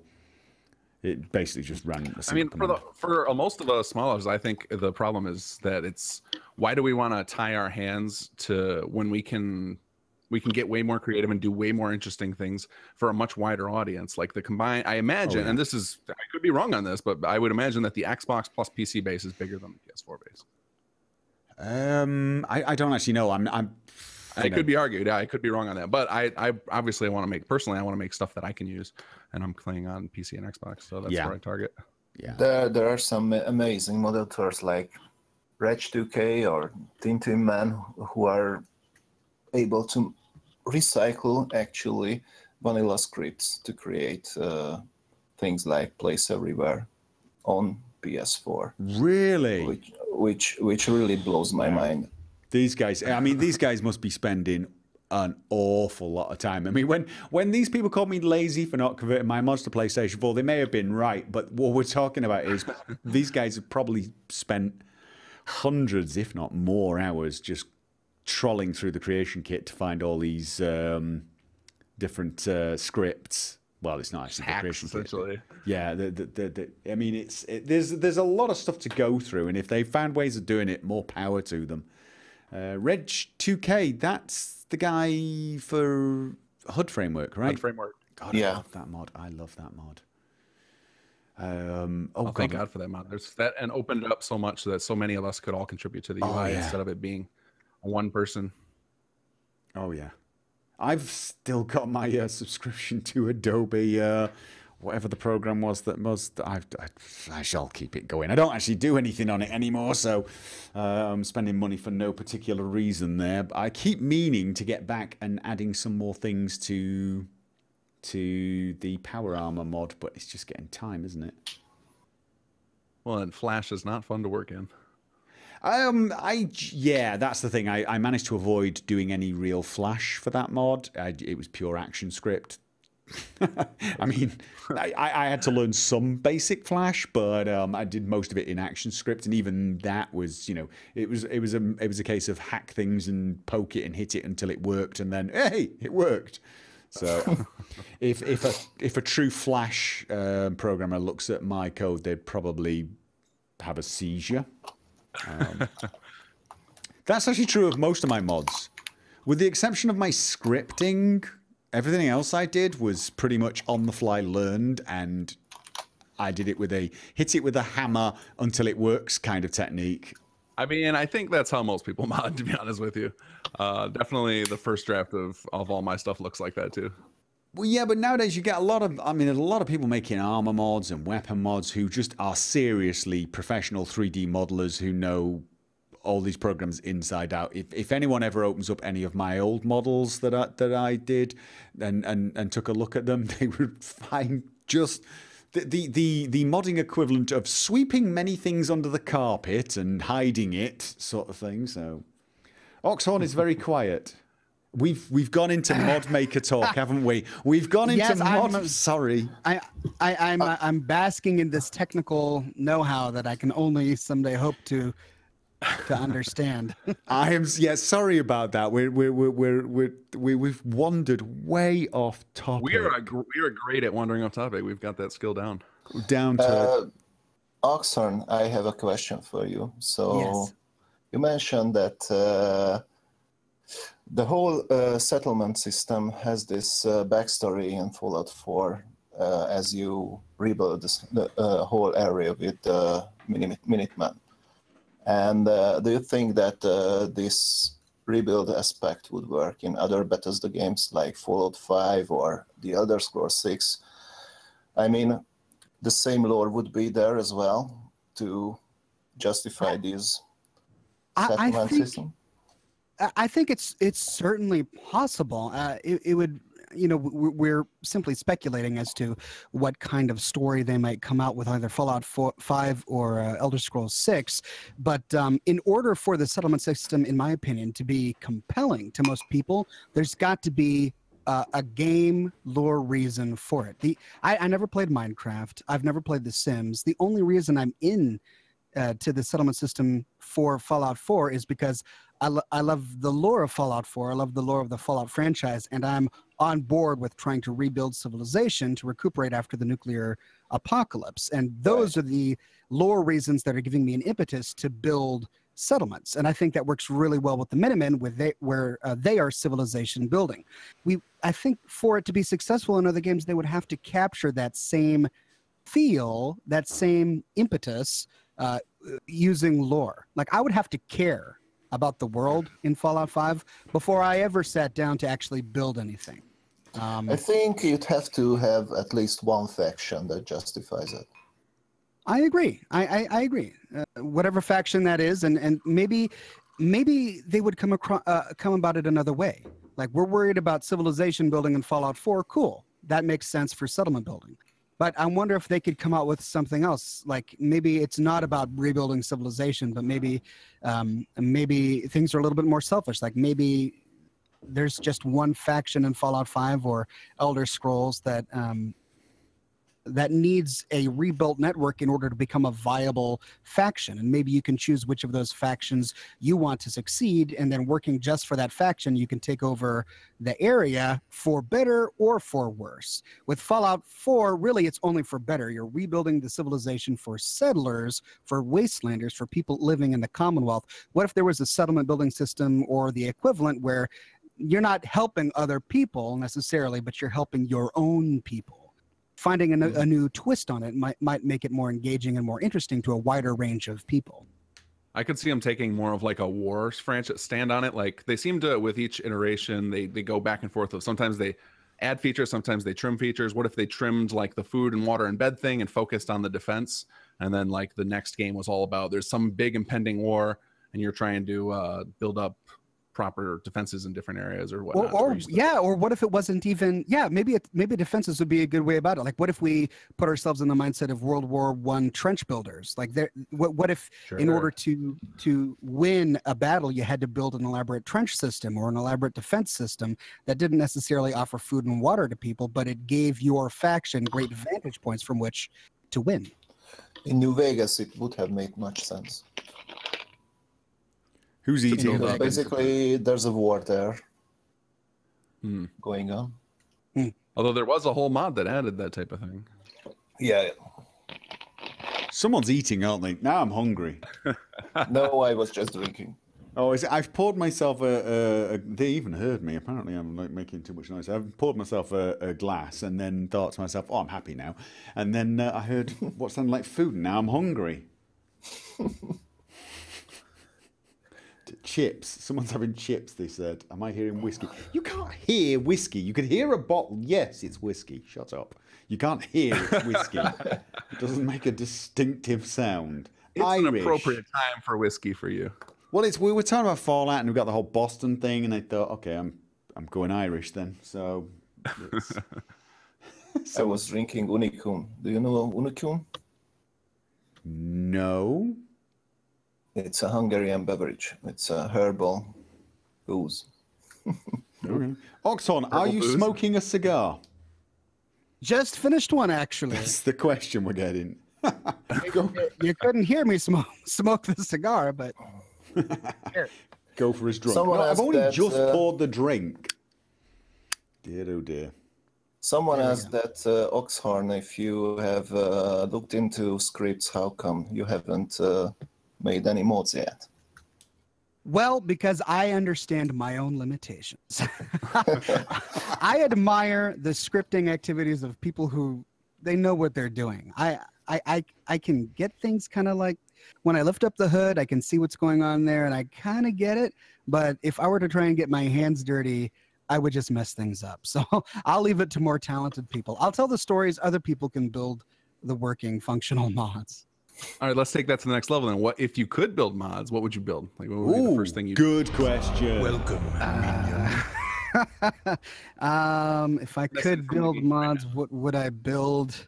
Well, I mean, if I were to build anything, it would be focused on settlements. I enjoy Fallout 4 the way it is when it comes to combat, when it comes to the quests. I honestly, actually, if I were to sit down and create my own mod, if I had all of the unlimited time and I had the technical know-how, I would love to make my own really large, in-depth quest with unique voice acting, unique companions, unique places to go, maybe unique settlements to capture.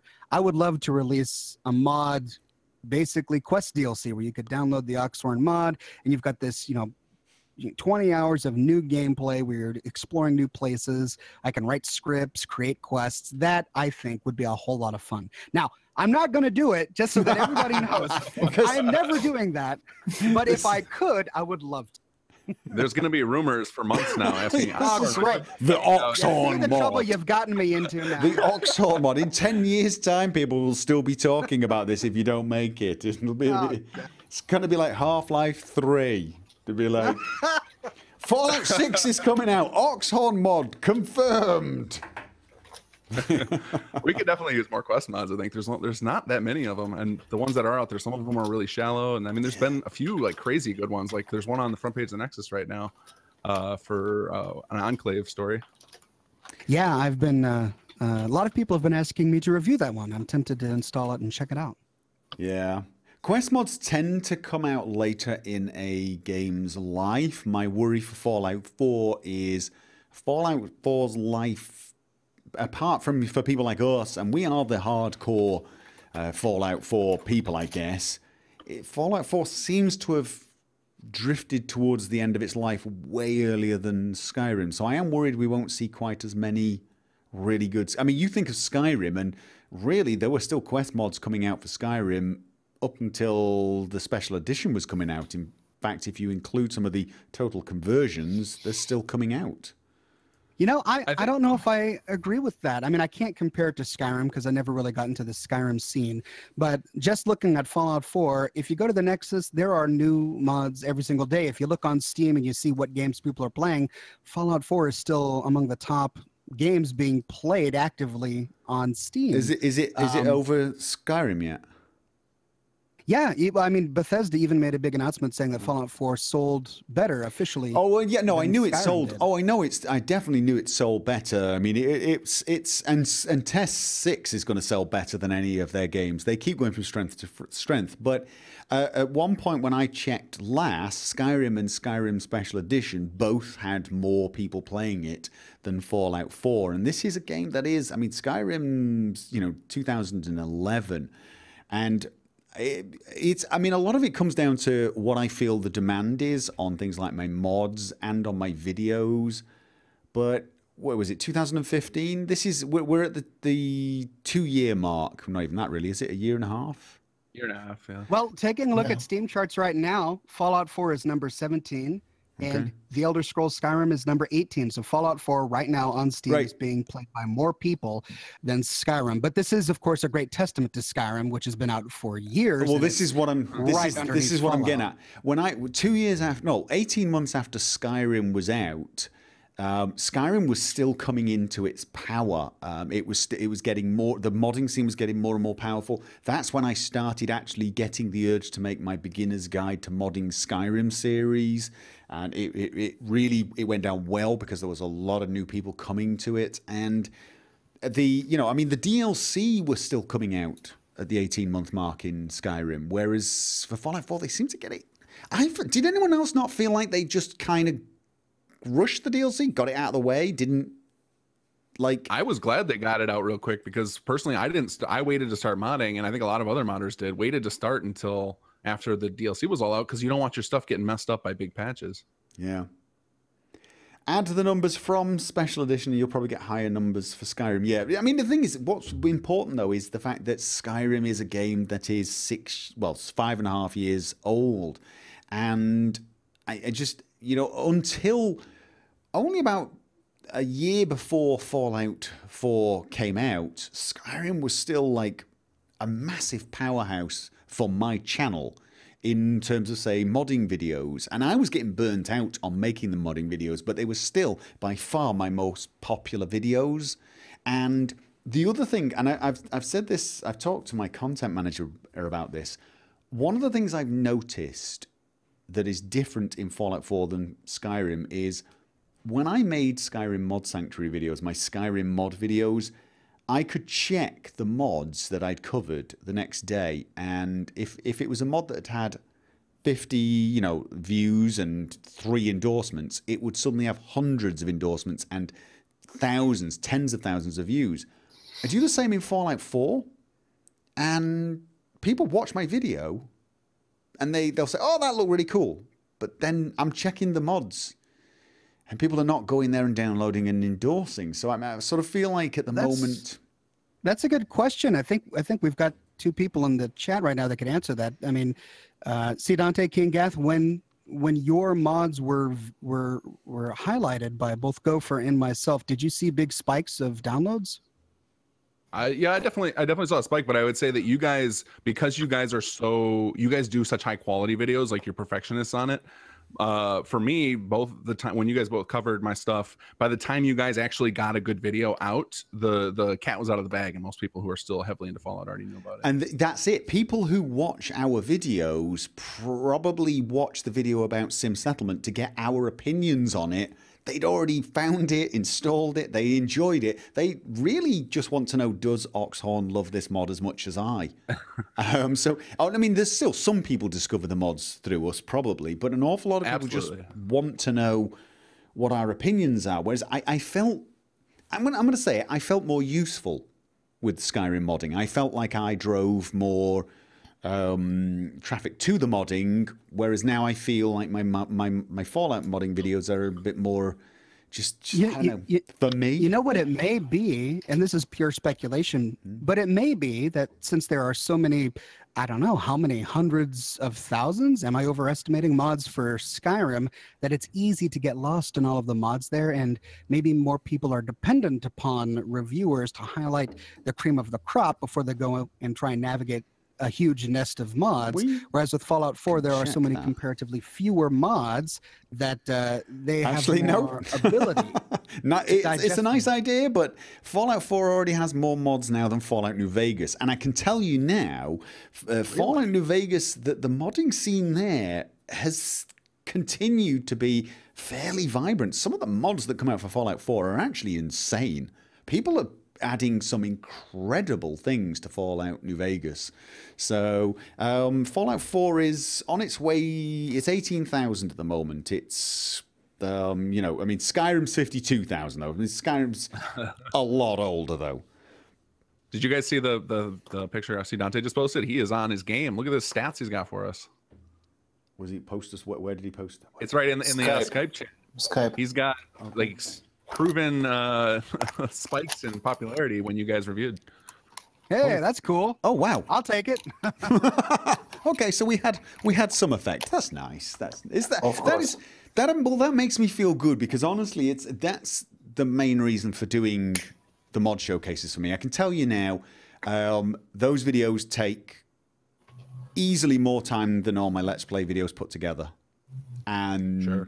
You know, and from the point of view of views and minutes watched, the returns are negligible, because of course it's now we're going full circle, and that's I have to say on behalf of the modding community, we very much appreciate you guys putting in the effort to make our stuff look really good, because you guys have the experience and the time and effort to do all that. So I don't even understand where the question about you guys trying to money hog off of us, that doesn't even make any sense to me.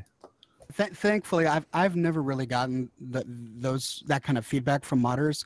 Honestly, my interactions with modders in Fallout 4 has almost universally been positive. I've really enjoyed talking with modders, reviewing mods, but I've just seen things on modding forums and in the comments page where some YouTubers have been burned by reviewing mods. Right. But sometimes I think that comes. Sometimes I think what YouTubers will do, and I'm not referring to any one YouTuber here, but what I think may happen is a YouTuber may take a modder for granted, and instead of highlighting the positives, just excoriate it and show all of the dark underbelly to the mod. And some modders may resent it when that happens, which is why I try to really only review mods that I genuinely love myself, so that I'm honest when I can sit there and talk about how wonderful it is.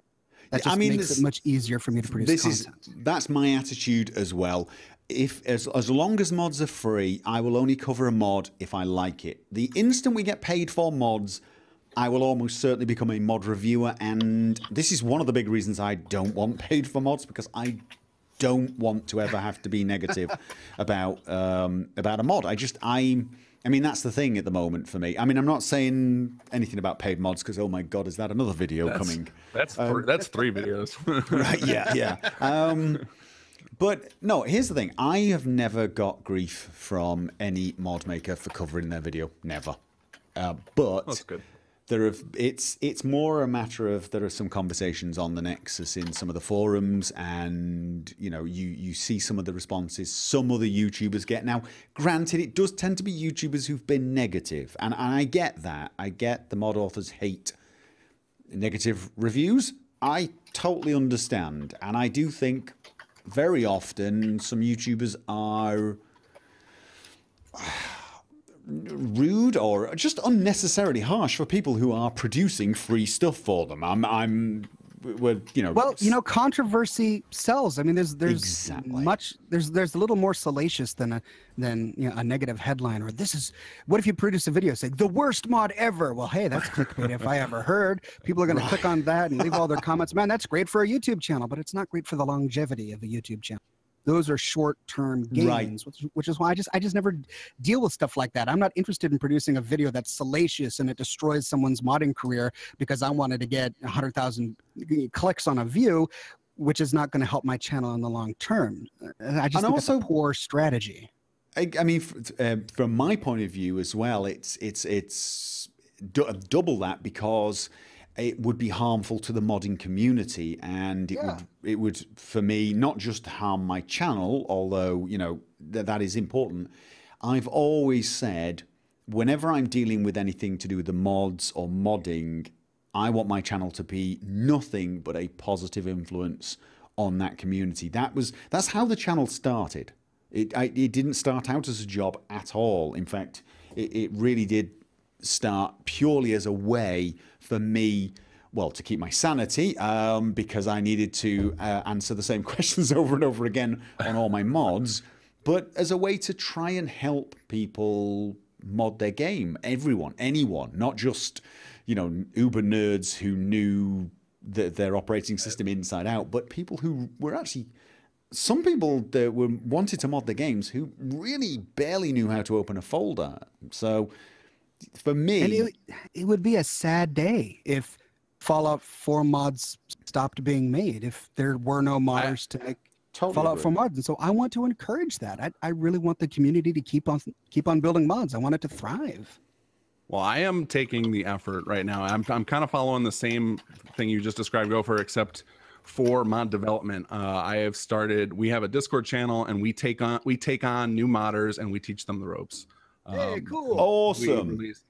We released tutorial, like if you guys saw the builder's toolkit for some settlements, I go into exhaustive detail with my tutorials so that anybody can pick them up. So that is everybody in our channel. There's a lot of mod authors that hang out there, and most of them are have the same sort of mind as I do, which is like there's all this information that is really hard to get if you're not in the know. So we're trying to create an environment where people can get access. Is that mod it till it breaks?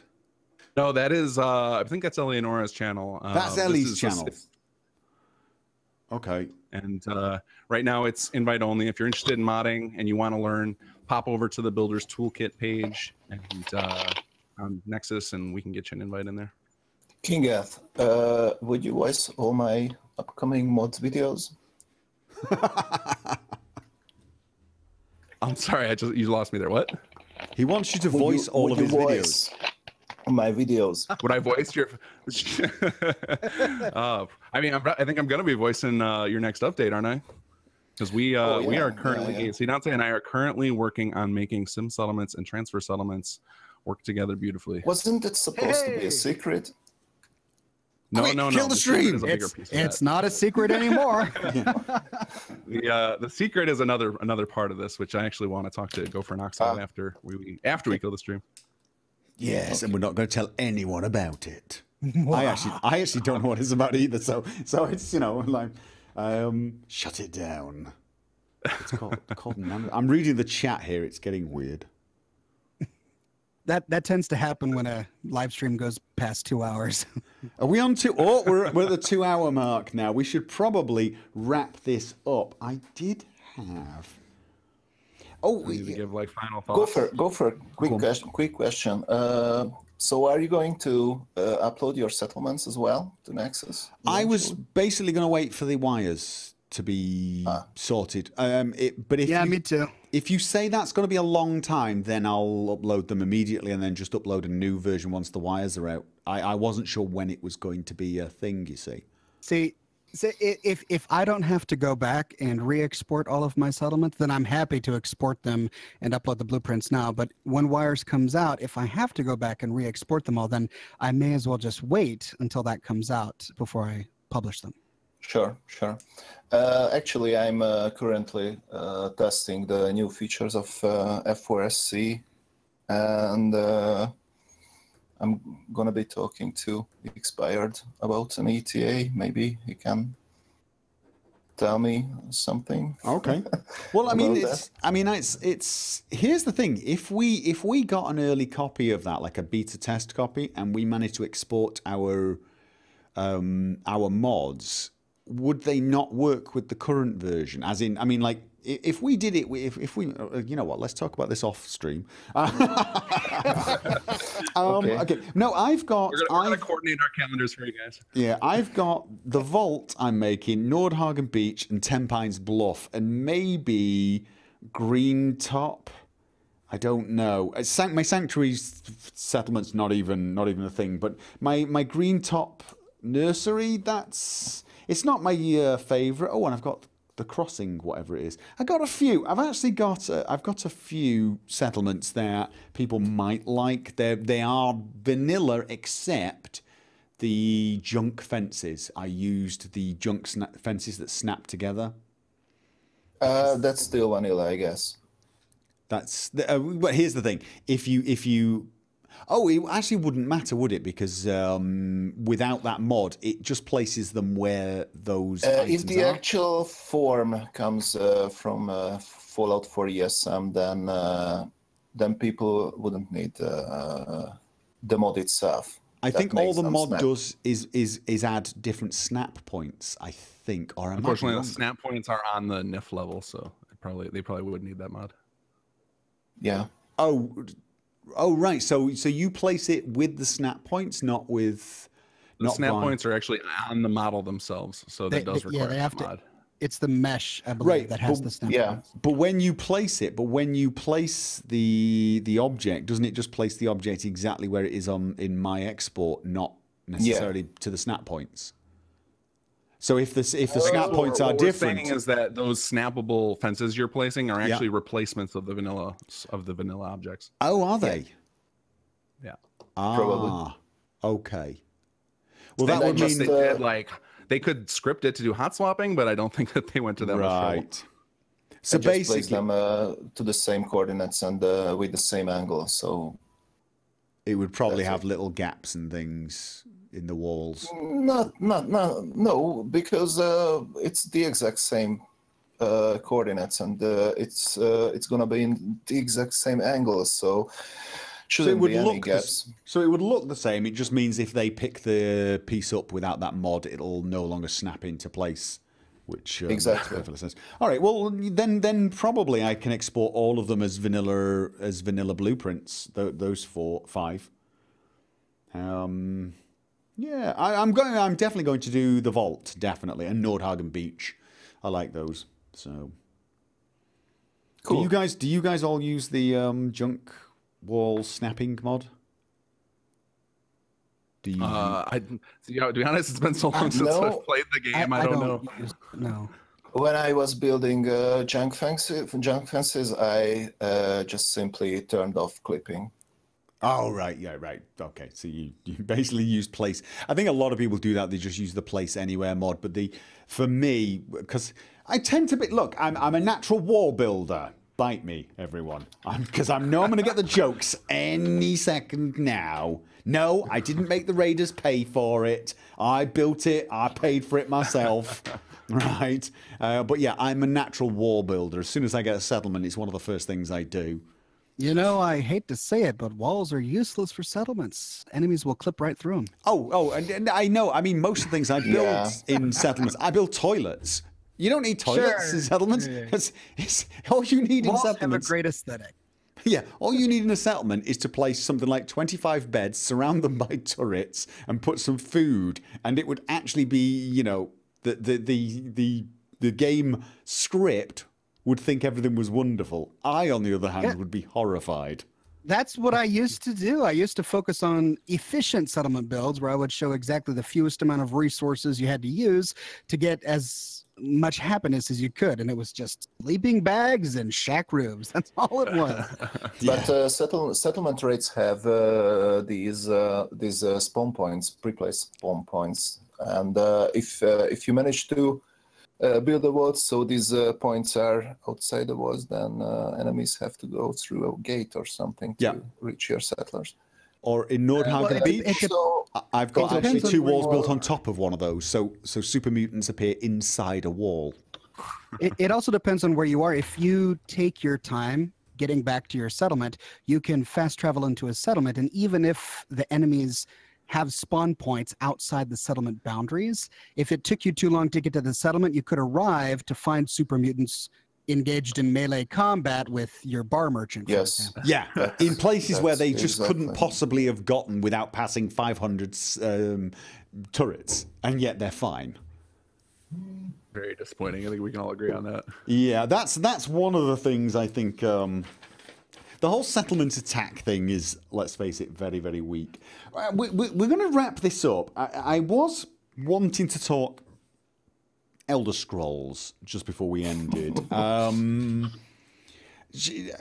don't want to go in any great depth, but what do we think? That they're going to add it in the Elder Scrolls. Do you think it will be as big an addition as it was in Fallout 4, or do you think what they'll do is they'll have 4 or 5 places dotted around? I think they're going to make it a key thing. I think it's going to end up being just like Fallout. It's going to be front and center. But I think they'll learn from their mistakes. I'm sure that all the outcry that we've had about the problems, not just on this podcast, but in general, I think there's a lot of complaints against the system. I don't think that they're going to go fall on deaf ears. I think that they've heard a lot of the problems and will try and address some of them. Does everyone agree? I agree. Yeah. I think that in order for them to come out with a settlement system for Elder Scrolls, they're going to have to invent some unique reason for doing it. I mean, up until now, haven't most people playing Elder Scrolls just been focused on maybe their own player homes? Haven't most of the mods, instead of being for building settlements, been for optimizing and decorating player homes? Maybe that will be what they bring into the next Elder Scrolls. Right. Yeah, maybe. They should make so it never they should never let take something away from the game. They should use it to fill out real empty spaces and not turn pre-existing settlements into empty spaces, maybe.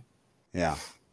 For me, maybe they take the Helgen Reborn idea and expand on it, of like maybe at the beginning of the game in the first few hours, a bunch of cities get destroyed in a war by some dragons or whatever. I don't know what area they're going to have it in, and then you have to rebuild those cities maybe so that you actually had to witness them being destroyed. That could be a good way to tie it into Tez. Yeah, that's and I mean, actually, you could have got that in Skyrim, I suppose, if occasionally, if 2 or 3 places got ravaged by dragons and you then got to rebuild those areas. There were quite a few forts as well, abandoned forts, that I think you could have taken over as settlements. I mean, think of the fort and castle area outside Whiterun. You could probably have taken that over.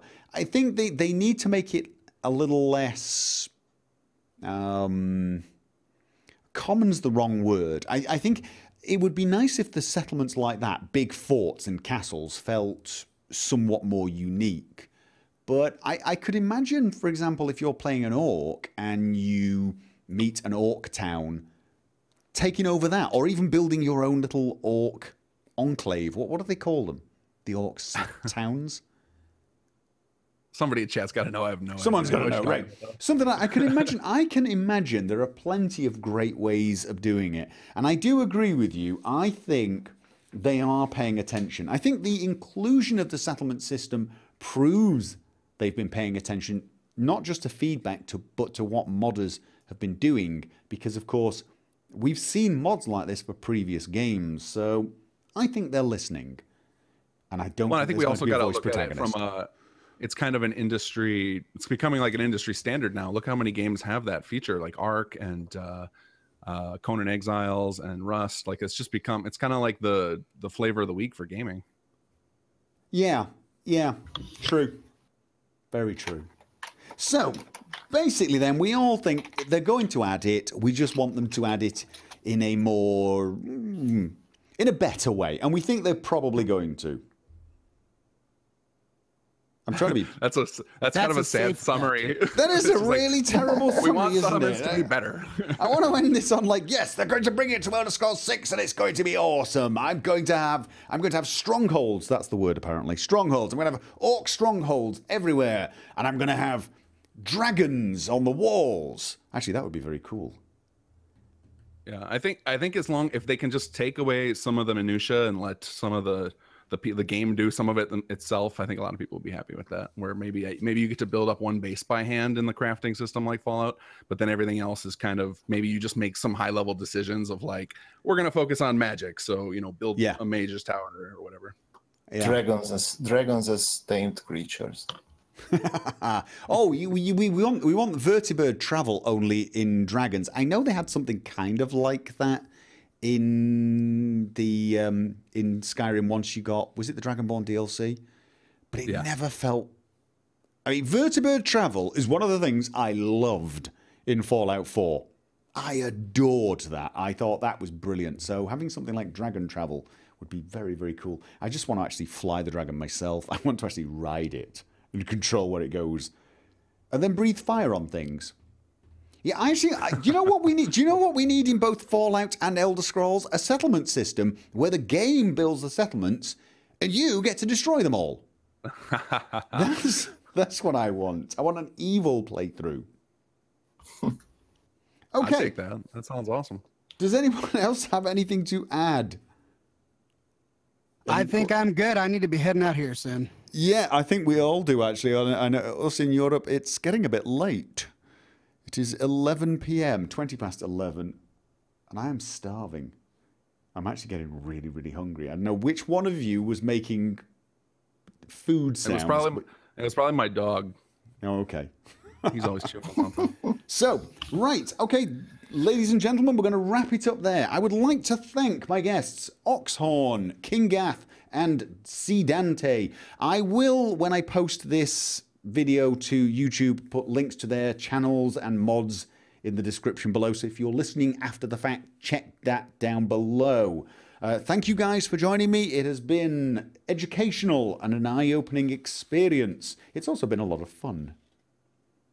I agree. Absolutely. Thank you for having me.